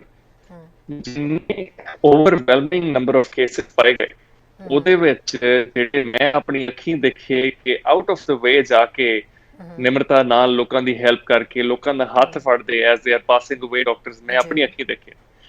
ਉਹ ਅਸੀਂ ਰਿਪੋਰਟਸ ਘੱਟ ਪਹੁੰਚਦੀਆਂ ਨੇ। ਜਿਹੜੀਆਂ ਰਿਪੋਰਟਸ ਵਾਇਰਲ ਹੁੰਦੀਆਂ ਨੇ, ਸੈਂਸੇਸ਼ਨਲ ਹੁੰਦੀਆਂ ਨੇ, ਉਹ ਬਦਤਮੀਜ਼ੀ ਦੀਆਂ ਹੁੰਦੀਆਂ ਨੇ, ਜਾਂ ਜਿਹੜੇ ਕਿਸੇ ਡਾਕਟਰ ਨੇ ਗਲਤ ਕੰਮ ਕੀਤਾ ਉਹ ਹੁੰਦਾ। ਹੋਣਾ ਇੱਕ ਵੀ ਇਹੋ ਜਿਹਾ ਇਨਸੀਡੈਂਟ ਨਹੀਂ ਚਾਹੀਦਾ, ਬਟ ਅਨਫੋਰਚੂਨੇਟਲੀ ਇੰਸੀਡੈਂਟਸ ਹੁੰਦੇ ਨੇ। ਇਹਨਾਂ ਇੰਸੀਡੈਂਟਸ ਦੇ ਪਿੱਛੇ ਜਾਣਾ ਬਹੁਤ ਜ਼ਰੂਰੀ ਹੈ। ਜੋ ਦੂਜੀ ਗੱਲ ਇਹਦੇ ਵਿੱਚ ਉੱਭਰ ਕੇ ਆਉਂਦੀ ਹੈ, ਜੋ ਬਹੁਤ ਜ਼ਰੂਰੀ ਹੈ, ਕਿ ਮੈਂਟਲ ਹੈਲਥ ਕੇਅਰ ਪ੍ਰੋਫੈਸ਼ਨਲਸ ਦੀ, ਫਰੰਟ ਲਾਈਨ ਪੀਪਲ ਦੀ, ਜਿਹੜੇ ਲੋਕੀ ਇੰਨੇ ਟਾਈਮ ਤੋਂ ਘਰ ਆਈਸੋਲੇਟ ਹੋਏ ਨੇ, ਉਹਨਾਂ ਦੀ ਮੈਂਟਲ ਹੈਲਥ, ਉਹਦੇ ਤੇ ਧਿਆਨ ਦੇਣਾ ਬਹੁਤ ਜ਼ਰੂਰੀ ਹੈ। ਡਾਕਟਰਸ ਵਿੱਚ ਐਂਗਜ਼ਾਇਟੀ, ਸੁਇਸਾਈਡੈਲਿਟੀ ਬਹੁਤ ਵਧੀ ਹੋਈ ਹੈ, ਬਿਕੋਜ਼ ਪਿਛਲੇ 1 ਸਾਲ ਤੋਂ ਫਟੀਗ ਕਰਕੇ, ਸਫਰਿੰਗ ਦੇਖ ਕੇ, ਮੌਤ ਦੇਖ ਕੇ, ਲੋਕਾਂ ਨੂੰ ਚਾਹੁੰਦਿਆਂ ਹੋਇਆ ਵੀ ਨਾ ਬਚਾ ਪਾਉਣ, ਤੇ ਆਪਣੀ ਫੀਅਰ, ਆਪਣੀ ਸਿਹਤ ਦਾ ਫੀਅਰ, ਆਪਣੀ ਫੈਮਿਲੀ ਦਾ ਫੀਅਰ, ਫੈਮਿਲੀ ਕੋਲ ਵਾਪਸ ਨਾ ਜਾ ਪਾਉਣਾ, ਇਹ ਸਾਰੇ ਸਟ੍ਰੈਸਰਸ ਕਰਕੇ ਮੈਂਟਲ ਹੈਲਥ ਡਾਕਟਰਸ ਦੀ, ਫਰੰਟ ਲਾਈਨ ਸਾਰੇ ਵਰਕਰਸ ਦੀ ਬਹੁਤ ਸਫਰ ਕੀਤੀ ਹੈ। ਇਹਦੇ ਵਿੱਚ ਵੀ ਹੁਣ ਨੇ ਸਾਨੂੰ ਬਹੁਤ ਧਿਆਨ ਦੇਣਾ ਪਏਗਾ। ਐਂਡ ਜਿਹੜੇ ਕੋਈ ਕੇਸਿਸ ਨੇ ਡਾਕਟਰਸ ਦੇ ਜਿਨ੍ਹਾਂ ਨੇ ਕਿ ਮੈਲ ਪ੍ਰੈਕਟਿਸ ਕੀਤੀ ਹੈ, ਕਿਉਂਕਿ ਜੇ ਟ੍ਰੀਟਮੈਂਟ ਹੁੰਦਿਆਂ ਹੋਇਆ ਪੇਸ਼ੈਂਟ ਨੂੰ ਡੈਟਲੀ ਰੋਂਗ, ਬਟ ਇਹ ਸਾਰੀ ਪਹਿਲੇ ਨਾਲ ਦੇ ਜਿਹੜੀਆਂ ਗਲਤੀਆਂ ਨੇ ਉਹਨਾਂ ਨੂੰ ਕਰੈਕਟ ਕਰਕੇ ਜਾਂ ਉਹਨਾਂ ਤੇ ਐਕਸ਼ਨ ਲੈ ਕੇ, ਤੇ ਜਿਹੜੇ ਬਹੁਤ ਕੰਮ ਕਰ ਰਹੇ ਨੇ ਉਹਨਾਂ ਦੀ ਸਪੋਰਟ ਕਰਕੇ and mental health the support ਕਰਕੇ ਬੈਲੈਂਸ ਤਰੀਕੇ ਨਾਲ ਇਸ ਇਸ਼ੂ ਨੂੰ ਐਡਰੈਸ ਕੀਤਾ ਜਾਣਾ ਚਾਹੀਦਾ। ਜੀ, ਡਾਕਟਰ ਹਰਮਨ, ਠੀਕ ਹੈ, ਮੰਨਦੇ ਹਾਂ ਕਿ ਡਾਕਟਰੀ ਪੇਸ਼ੇ ਬਾਰੇ ਤੁਸੀਂ ਜਿਸ ਤਰੀਕੇ ਨਾਲ ਸਮਝਾ ਰਹੇ ਹੋ, ਅਸੀਂ ਵੀ ਸਾਰੇ ਇਹ ਚੀਜ਼ ਜਾਣਦੇ ਹਾਂ ਵੀ ਡਾਕਟਰੀ ਪੇਸ਼ਾ ਕੀ ਹੁੰਦਾ ਹੈ। ਕਿ ਕਦੀ ਤੁਹਾਡੇ ਉੱਤੇ ਇੱਦਾਂ ਦੀ ਸਿਚੁਏਸ਼ਨ ਆਈ, ਤੁਸੀਂ ਜਦੋਂ USA ਦੇ ਵਿੱਚ ਸੀਗੇ, USA ਦੇ ਵਿੱਚ ਕੰਡੀਸ਼ਨ ਅਸੀਂ ਸਾਰਿਆਂ ਨੇ ਦੇਖੀ ਵੀ ਕੀ ਸੀਗੇ, ਅਜਿਹੇ ਟਾਈਮ ਦੇ ਵਿੱਚ ਤੁਹਾਨੂੰ ਉੱਥੇ ਕੰਮ ਕਰਨਾ ਪਿਆ, ਔਰ ਜਦੋਂ ਕਿ ਬਹੁਤ ਸਾਰੇ ਲੋਕਾਂ ਦੀ ਉੱਥੇ ਜਾਨ ਜਾ ਰਹੀ ਸੀਗੀ, ਤੁਹਾਡੇ ਵੱਲੋਂ ਕਦੀ ਇੱਦਾਂ ਹੋਇਆ ਕਿ ਤਾਂ ਕਦੀ ਇੱਕ ਫਰਸਟ੍ਰੇਸ਼ਨ ਲੈਵਲ ਤੁਹਾਡੇ ਅੰਦਰ ਵੀ ਆਇਆ ਹੋਵੇ, ਦਿਨ ਰਾਤ ਬੇਸ਼ੱਕ ਕੰਮ ਕਰਕੇ ਹੀ, ਕਿ ਤੁਹਾਨੂੰ ਆਪਣੇ ਲਈ ਵਕਤ ਨਹੀਂ ਮਿਲ ਰਿਹਾ, ਤੁਸੀਂ ਖਾਣਾ ਨਹੀਂ ਖਾ ਪਾ ਰਹੇ ਹੋ, ਲੋਕਾਂ ਦੀ ਸੇਵਾ ਦੇ ਵਿੱਚ ਲੱਗੇ ਹੋਏ ਹੋ, ਤਾਂ ਕੀ ਇੱਥੋਂ ਤੱਕ ਵੈਸੇ ਕੀ ਲੱਗਦਾ ਵੀ ਫਰਸਟ੍ਰੇਸ਼ਨ ਲੈਵਲ ਪਹੁੰਚ ਜਾਂਦਾ ਵੀ ਕਦੀ ਕਦੀ ਲੋਕ ਜਿਹੜਾ ਡਾਕਟਰ ਸਪੈਸ਼ਲੀ ਲੋਕਾਂ ਨੂੰ ਸਹੀ ਤਰੀਕੇ ਨਾਲ ਡੀਲ ਨਹੀਂ ਕਰ ਪਾਉਂਦੇ ਤੇ ਅਜਿਹਾ ਬਿਹੇਵੀਅਰ ਡਾਕਟਰਾਂ ਕੋਲੋਂ ਹੋ ਜਾਂਦਾ ਹੈ? ਜੀ, ਜਿਹੜਾ ਫਰਸਟ੍ਰੇਸ਼ਨ ਵਾਲਾ ਬਿਹੇਵੀਅਰ ਹੈ ਉਹਨੂੰ ਮੈਂ ਕਦੇ ਜਸਟੀਫਾਈ ਨਹੀਂ ਕਰਾਂਗਾ, ਬਿਕੋਜ਼ ਇਹ ਤੁਹਾਡੇ ਨੇਚਰ ਤੇ ਡਿਪੈਂਡ ਹੁੰਦਾ। ਮੇਰਾ ਨੇਚਰ ਇਦਾਂ ਹੈ ਕਿ ਬਹੁਤ ਸਾਰੀ ਮਿਹਨਤ ਕਰਕੇ ਬੜੀ ਰਾਤਾਂ ਜਾਗ ਕੇ ਜਦੋਂ ਅਸੀਂ ਪੇਸ਼ੈਂਟ ਨੂੰ ਨਹੀਂ ਬਚਾ ਪਾਉਂਦੇ ਤੇ ਦੁੱਖ ਹੁੰਦਾ ਹੈ ਉਹਦੇ ਨਾਲ ਹੀ ਤਾਂ, ਬਿਕੋਜ਼ ਇਹਨੇ ਡਾਕਟਰਸ ਦੀ ਵੀ ਡੈਥ ਹੋ ਰਹੀ ਸੀ। ਤੁਸੀਂ ਜੇ ਕਹੋਗੇ ਕਿ ਤੁਹਾਨੂੰ ਆਪ ਡਰ ਨਹੀਂ ਲੱਗੇ, ਉਹ ਗੱਲ ਉਹ ਝੂਠ ਹੋਏਗੀ ਗੱਲ। ਬਟ ਡਰ ਦੇ ਉੱਤੇ ਕਾਬੂ ਪਾਣਾ ਉਹ ਤੁਹਾਡੇ ਪਰਸਨੈਲਿਟੀ, ਨੇਚਰ ਜਾਂ ਇੱਕ ਦੂਜੇ ਦੀ ਸਪੋਰਟ ਕਰਕੇ ਹੁੰਦਾ। ਇਹਦੇ ਵਿੱਚ ਮੈਂ ਫਰਸਟ੍ਰੇਟ ਕਦੇ ਨਹੀਂ ਹੋਇਆ, ਬਟ ਮੈਂ ਦੁਖੀ ਬਹੁਤ ਹੋਇਆ ਹਾਂ ਇਸ ਸਾਲ ਦੇ ਦੌਰਾਨ, ਕਿਉਂਕਿ ਅਸੀਂ ਆਪਣੇ ਲੋਕ ਗਵਾਏ ਨੇ। ਉਸੇ ਵਿੱਚ ਜਿਹੜੀ ਚੜ੍ਹਦੀ ਕਲਾ ਵਿੱਚ ਰਹਿਣਾ, ਜੋ ਕਿ ਸਾਡੇ ਕਲਚਰ ਵਿੱਚ ਸਾਨੂੰ ਸਿਖਾਇਆ ਜਾਂਦਾ ਹੈ, ਬਹੁਤ ਇੰਪੋਰਟੈਂਟ ਹੈ, ਬਿਕੋਜ਼ ਉਹਦੇ ਨਾਲ ਅਸੀਂ ਇੱਕ ਤੇ ਸਮਾਈਲ ਕਰਕੇ ਜਿਹੜੇ ਲੋਕੀ ਸਫਰ ਕਰ ਰਹੇ ਨੇ ਉਹਨਾਂ ਦਾ ਧਿਆਨ ਰੱਖ ਸਕਦੇ ਹਾਂ। ਬਟ ਜਿਹੜਾ ਫਰਸਟ੍ਰੇਟ ਹੋ ਕੇ ਪੇਸ਼ੈਂਟ ਉੱਤੇ ਕੱਢਣਾ, ਇਹਨੂੰ ਮੈਂ ਕਦੇ ਸਹੀ ਨਹੀਂ ਮੰਨਦਾ, ਬਿਕੋਜ਼ ਜੇ ਤੁਹਾਨੂੰ ਇੰਨੀ ਫਰਸਟ੍ਰੇਸ਼ਨ ਹੈ ਤੇ ਯੂ ਟੇਕ ਅ ਬ੍ਰੇਕ। ਤੁਸੀਂ ਆਪਣੀ ਮੈਂਟਲ ਹੈਲਥ ਨੂੰ ਦੇਖੋ, ਤੁਸੀਂ ਆਪਣੇ ਆਪ ਨੂੰ ਦੇਖੋ, ਪਰ ਪੇਸ਼ੈਂਟਸ ਤੱਕ ਸਾਨੂੰ ਹਮੇਸ਼ਾ ਨਿਮਰਤਾ ਨਾਲ ਐਂਡ ਸਰਵਿਸ ਦੀ ਭਾਵਨਾ ਨਾਲ ਹੀ ਜਾਣਾ ਚਾਹੀਦਾ। ਜੀ ਬਿਲਕੁਲ। ਡਾਕਟਰ ਹਰਮਨ, ਸਪੈਸ਼ਲੀ ਜਿਸ ਤਰੀਕੇ ਨਾਲ ਬਰਾੜ ਸਾਹਿਬ ਵੀ ਕਹਿ ਰਹੇ ਸੀਗੇ ਵੀ ਇਸ ਵੇਲੇ ਅਸੀਂ ਵੀ ਉੱਥੇ ਜਾਣ ਤੋਂ ਡਰ ਰਹੇ ਹਾਂ, ਇੰਡੀਆ ਦੇ ਵਿੱਚ ਕੋਈ ਵੀ ਕੰਟਰੀ ਤੋਂ ਜਿਹੜੇ ਕਿਸੇ ਦੇ ਰਿਸ਼ਤੇਦਾਰ ਹੈ, ਸਾਰਿਆਂ ਦੇ ਸਗੇ ਸੰਬੰਧੀ ਨੇ, ਪਰ ਉਹ ਡਰ ਰਹੇ ਨੇ ਕਿ ਇਸ ਵੇਲੇ ਹਾਲਾਤ ਠੀਕ ਨਹੀਂ ਹੈ ਤੇ ਅਸੀਂ ਇੰਡੀਆ ਨਹੀਂ ਜਾ ਸਕਦੇ। ਜਦੋਂ ਤੁਹਾਨੂੰ ਕਿਹਾ ਗਿਆ ਸੀਗਾ ਵੀ ਤੁਸੀਂ ਅਮਰੀਕਾ ਤੋਂ ਇੰਡੀਆ ਜਾਣਾ ਹੈ ਲੋਕਾਂ ਦੀ ਸੇਵਾ ਕਰਨ ਦੇ ਲਈ, ਅਮਰੀਕਾ ਦੇ ਵਿੱਚ ਤੁਹਾਨੂੰ ਐਪਰੀਸ਼ੀਏਟ ਕੀਤਾ ਗਿਆ, ਤੁਹਾਨੂੰ ਸਨਮਾਨਿਤ ਕੀਤਾ ਗਿਆ ਤੁਹਾਡੇ ਪੇਸ਼ੇ ਦੇ ਲਈ, ਤੁਹਾਡੇ ਕੰਮ ਦੇ ਲਈ, ਸਪੈਸ਼ਲੀ ਕੋਵਿਡ ਦੇ ਦੌਰਾਨ। ਸੋ ਇੰਡੀਆ ਜਾਣ ਲੱਗੇ ਤੁਹਾਨੂੰ ਲੱਗ ਰਿਹਾ ਸੀਗਾ ਵੀ ਥੋੜਾ ਡਰ ਸੀਗਾ ਅੰਦਰ ਕਿਸੇ ਵੀ ਤਰ੍ਹਾਂ ਦਾ, ਜਾਂ ਫਿਰ ਕਿੱਦਾਂ ਪ੍ਰੀਕਾਸ਼ਨਸ ਆਪਣੇ ਤੁਸੀਂ ਜਿਹੜੇ ਆ ਆਲੇ ਦੁਆਲੇ ਤਿਆਰ ਕੀਤੇ ਵੀ ਹੁਣ ਤਾਂ ਜਾਣਾ ਹੀ ਪੈਣਾ? ਕੀ ਚੱਲ ਰਿਹਾ ਸੀ ਤੁਹਾਡੇ ਅੰਦਰ ਉਸ ਦੌਰਾਨ? ਜੀ, ਮੇਰੀ ਆਪਣੀ ਸੀ ਇੰਡੀਆ ਥੋੜਾ, ਬਿਕੋਜ਼ ਮੇਰਾ ਇੱਕ ਹਿਊਮੈਨਿਟੇਰੀਅਨ ਏਡ ਵਰਕ ਲਈ ਪਹਿਲੇ ਅਫਰੀਕਾ ਦੀ ਟ੍ਰਿਪ ਪਲਾਨ ਸੀਗੀ, ਸਾਊਥ ਸੁਡਾਨ ਦੀ। ਉੱਥੇ ਵੀ ਇੱਕ ਅੰਡਰ ਪ੍ਰਿਵਿਲੇਜਡ ਏਰੀਆ ਵਿੱਚ ਡਾਕਟਰ ਕਰਨੀ ਸੀ ਆਰਗੇਨਾਈਜੇਸ਼ਨ ਦੇ ਨਾਲ। ਮੈਂ ਡਾਇਵਰਟ ਕਰਕੇ ਇੰਡੀਆ ਇਸ ਲਈ ਰਿਹਾ because I grew up in India in Amritsar. ਮੈਂ ਮੰਨਦਾ ਹਾਂ ਕਿ ਜਦੋਂ ਸਾਡੇ ਲੋਕਾਂ ਨੂੰ ਸਭ ਤੋਂ ਜ਼ਿਆਦਾ ਸਾਡੀ ਲੋੜ ਹੁੰਦੀ ਹੈ ਤੇ ਸਾਨੂੰ ਡੈਫੀਨਿਟਲੀ ਵਾਪਸ ਆਉਣਾ ਚਾਹੀਦਾ ਹੈ, ਐਂਡ ਆਪਣੀਆਂ ਪ੍ਰੀਕਾਸ਼ਨਸ ਲੈ ਕੇ ਵਾਪਸ ਆਉਣਾ ਚਾਹੀਦਾ ਹੈ। ਡਰ ਸਭ ਨੂੰ ਲੱਗਦਾ ਹੈ, ਪਰ ਡਰ ਤੋਂ ਅਸੀਂ ਪ੍ਰੀਕਾਸ਼ਨਸ ਲੈ ਕੇ ਇੱਕ ਦੂਜੇ ਦੀ ਸਪੋਰਟ ਕਰਕੇ ਆਪਣਾ ਡਰ ਸ਼ੇਅਰ ਕਰਕੇ ਅਸੀਂ ਓਵਰਕਮ ਕਰ ਸਕਦੇ ਹਾਂ। ਬਿਕੋਜ਼ ਇਹੋ ਜਿਹੇ ਟਾਈਮ ਵਿੱਚ ਜੇ ਸਪੈਸ਼ਲੀ ਤੁਹਾਨੂੰ ਜ਼ਿਆਦਾ ਰਿਸਕ ਫੈਕਟਰ ਨਹੀਂ ਨੇ, ਜਾਂ ਜੇ ਤੁਹਾਨੂੰ ਵੈਕਸੀਨ ਅਵੇਲੇਬਲ ਹੈ, ਵੈਕਸੀਨ ਲੱਗੀ ਹੋਈ ਹੈ, ਤੇ ਤੁਸੀਂ ਰੀਜ਼ਨੇਬਲੀ ਆਪਣਾ ਡਰ ਐਂਡ ਰਿਸਕ ਘਟਾ ਸਕਦੇ ਹੋ।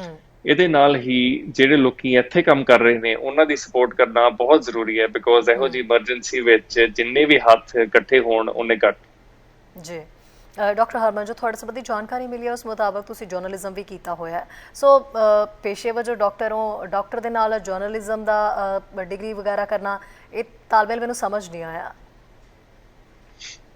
ਜੀ, ਮੈਂ ਆਪਣੀ ਮੈਡੀਕਲ ਕਾਲਜ ਤੋਂ ਬਾਅਦ ਤੇ ਆਪਣੀ ਰੈਜ਼ੀਡੈਂਸੀ ਨਿਊਯਾਰਕ ਵਿੱਚ ਕੋਰਨੈਲ, ਉਸ ਤੋਂ ਪਹਿਲਾਂ ਕੋਲੰਬੀਆ ਯੂਨੀਵਰਸਿਟੀ ਦਾ ਇੱਕ ਬਹੁਤ ਮਸ਼ਹੂਰ ਜਰਨਲਿਜ਼ਮ ਸਕੂਲ ਹੈ ਜਿੱਥੋਂ ਮੈਂ ਮਾਸਟਰਸ ਇਨ ਬ੍ਰੌਡਕਾਸਟ ਜਰਨਲਿਜ਼ਮ ਕੀਤੀ। ਬਿਕੋਜ਼ ਮੈਂ ਮੰਨਦਾ ਹਾਂ ਕਿ ਜਰਨਲਿਜ਼ਮ ਵੀ ਇੱਕ ਐਸਾ ਪ੍ਰੋਫੈਸ਼ਨ ਹੈ ਜਿਹਦੇ ਬਿਨਾਂ ਲੋਕਾਂ ਤੱਕ ਸਹੀ ਟਾਈਮਲੀ ਇਨਫੋਰਮੇਸ਼ਨ, ਟਰਸਟਡ ਇਨਫੋਰਮੇਸ਼ਨ ਨਹੀਂ ਪਹੁੰਚਾ ਜਾ ਸਕਦੀ।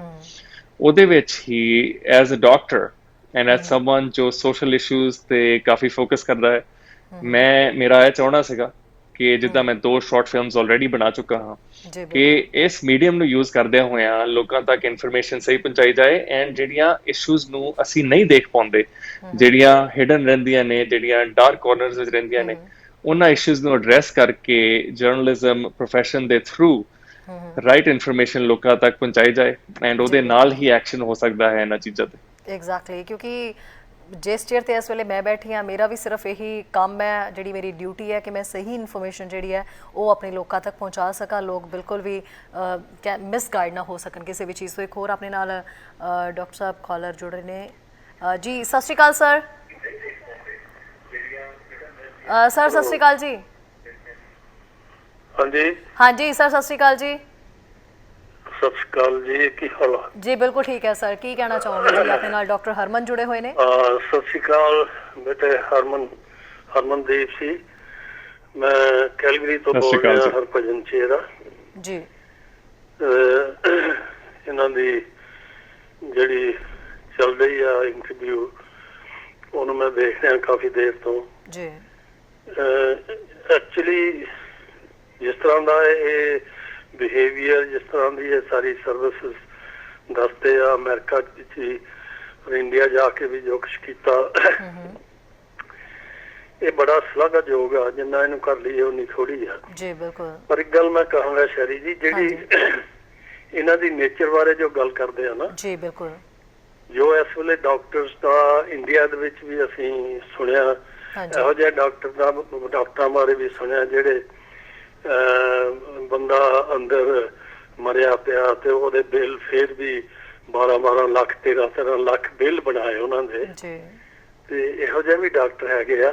ਇਹ ਡਿਪੈਂਡ ਕਰਦਾ ਬੰਦੇ ਦੀ ਨੇਚਰ ਤੇ ਔਰ ਉਹਦੀ ਜਿਹੜੀ ਪੇਰੈਂਟਸ ਤੇ, ਜੋ ਕੁਛ ਪੇਰੈਂਟਸ ਵੱਲੋਂ ਉਹਨੂੰ ਮਿਲਿਆ ਬਚਪਨ ਦੇ ਵਿੱਚ, ਉਹੀ ਇੱਕ ਸੰਸਕਾਰ ਬਣ ਜਾਂਦੇ ਆ। ਬਿਲਕੁਲ। ਸੋ ਇਹ ਹਰਮਨਦੀਪ ਦੇ ਜਿਹੜੇ ਸੰਸਕਾਰ ਆ ਉਹ ਇਹੋ ਜਿਹੇ ਬਣੇ ਹੋਏ ਇਹਨਾਂ ਦੇ ਪੇਰੈਂਟਸ ਦੇ ਥਰੂ, ਜਿਹੜਾ ਤੁਸੀਂ ਇਹਨਾਂ ਨੂੰ ਇਗਨੋਰ ਨਹੀਂ ਕਰ ਸਕਦੇ। ਜੀ ਬਿਲਕੁਲ। ਇਹ ਬੜੀ ਇਸ ਬੱਚੇ ਦੀ ਜੋ ਕੁਛ ਕਰ ਰਿਹਾ, ਜੋ ਕੁਛ ਨੇਚਰ ਹੈ, ਇਹਨੂੰ ਜਿੰਨਾ ਆਪਾਂ ਐਪਰੀਸ਼ੀਏਟ ਕਰੀਏ ਉਹ ਥੋੜਾ ਆ।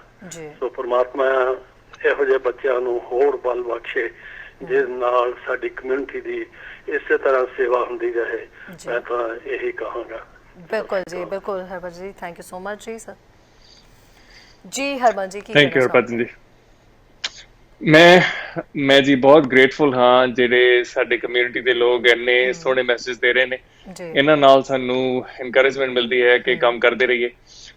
ਮੈਂ 100% ਮੰਨਦਾ ਹਾਂ ਕਿ ਸਪੈਸ਼ਲੀ ਇੰਡੀਆ ਵਿੱਚ ਜਿਹੜਾ ਕਿ ਮੈਡੀਸਨ ਦਾ ਪ੍ਰੋਫੈਸ਼ਨ ਹੈ, ਉਹਦੇ ਵਿੱਚ ਬਹੁਤ ਐਥੀਕਲ ਚੈਲੰਜਸ ਵੀ ਦੇਖਣ ਨੂੰ ਮਿਲ ਰਹੇ ਨੇ। ਜਿਹੜਾ ਜਿੱਦਾਂ ਲੋਕਾਂ ਨੇ ਜਦੋਂ ਥੋੜ ਹੁੰਦੀ ਹੈ ਕਿਸੇ ਚੀਜ਼ ਦੀ, ਜਿੱਦਾਂ ਸਿਲੰਡਰਸ ਦੀ ਥੋੜ ਹੋਈ, ਆਕਸੀਜਨ ਕਨਸੈਂਟਰੇਟਰਸ ਦੀ ਥੋੜ ਹੋਈ, ਕੁਛ ਲੋਕਾਂ ਨੇ ਸੇਵਾ ਕਰਨੀ ਸ਼ੁਰੂ ਕਰਤੀ ਤੇ ਕੁਛ ਲੋਕਾਂ ਨੇ ਹੋਰਡਿੰਗ ਸ਼ੁਰੂ ਕਰਤੀ ਕਿ ਆਪਣੇ ਵੱਲ ਬਣਾ ਕੇ ਰੱਖੀਏ, ਦਵਾਈਆਂ ਆਪਣੇ ਕੋਲ ਆਪਣੇ ਲਈ ਲੈ ਲਈਏ, ਕਿਤੇ ਮੁੱਕ ਨਾ ਜਾਣ। ਪੈਸਾ ਬਣਾਉਣ ਦੇ ਚੱਕਰ ਵਿੱਚ ਓਵਰ ਚਾਰਜਿੰਗ ਸ਼ੁਰੂ ਕਰਤੀ। ਉਹਨਾਂ ਨੇ ਸੋਚਿਆ ਕਿ ਇਹੀ ਮੌਕਾ ਨੂੰ ਯੂਜ਼ ਕੀਤਾ ਜਾਏ ਆਪਣੀ ਪ੍ਰੋਫਿਟੇਬਿਲਿਟੀ ਲਈ। ਇਹ ਬਿਲਕੁਲ ਮੈਂ ਠੀਕ ਮੰਨਦਾ ਹਾਂ ਕਿ ਪਰਸਨੈਲਿਟੀ ਤੇ ਡਿਪੈਂਡ ਕਰਦਾ ਹੈ, ਤੁਹਾਡੇ ਵੈਲਿਊਜ਼ ਤੇ ਡਿਪੈਂਡ ਕਰਦਾ ਹੈ, ਬਟ ਉਹ ਤੋਂ ਵੀ ਉੱਤੇ ਅਸੀਂ ਇੱਕ ਦੂਜੇ ਦੀ ਕਿੰਨੀ ਰਿਸਪੌਂਸਿਬਿਲਿਟੀ ਲੈਂਦੇ ਹਾਂ ਉਹ ਤੇ ਡਿਪੈਂਡ ਕਰਦਾ ਹੈ। ਜੇ ਅਸੀਂ ਐਜ਼ ਅ ਕਮਿਊਨਿਟੀ ਮੰਨੀਏ ਕਿ ਅਸੀਂ ਇੱਕ ਦੂਜੇ ਲਈ ਰਿਸਪੌਂਸਿਬਲ ਹਾਂ ਤੇ ਅਸੀਂ ਏਦਾਂ ਦੇ ਕੰਮ ਕਦੇ ਨਹੀਂ ਕਰਾਂਗੇ। ਜਦੋਂ ਕਮਿਊਨਿਟੀ ਦੀ ਵੈਲਿਊ ਏਦਾਂ ਹੋ ਜਾਏ ਕਿ ਦੇ ਬਿਕਮ ਸੈਲਫ ਸੈਂਟਰਡ ਜਾਂ ਇੰਡੀਵਿਜੂਅਲਿਸਟ, ਤੇ ਏਦਾਂ ਦੇ ਕੇਸਿਸ ਦੇਖਣ ਨੂੰ ਮਿਲਦੇ ਨੇ। ਤੇ ਮੈਡੀਕਲ ਪ੍ਰੋਫੈਸ਼ਨ ਵਿੱਚ ਵੀ ਏਦਾਂ ਦੇ ਡੈਫੀਨਿਟਲੀ ਕਾਫੀ ਕੇਸ ਨੇ ਜਿਨ੍ਹਾਂ ਨੇ ਹਿਊਮੈਨਿਟੀ ਨੂੰ ਥੋੜਾ ਪਿੱਛੇ ਰੱਖਿਆ, ਬਟ ਬਹੁਤ ਜ਼ਿਆਦਾ ਐਸੇ ਵੀ ਕੇਸ ਨੇ ਜਿਨ੍ਹਾਂ ਨੇ ਹਿਊਮੈਨਿਟੀ ਫਰਸਟ ਰੱਖੀ। ਬਿਲਕੁਲ। ਇੱਕ ਹੋਰ ਕਾਲਰ ਆਪਣੇ ਨਾਲ ਜੁੜੇ ਨੇ ਜੀ। ਸਤਿ ਸ਼੍ਰੀ ਅਕਾਲ ਜੀ।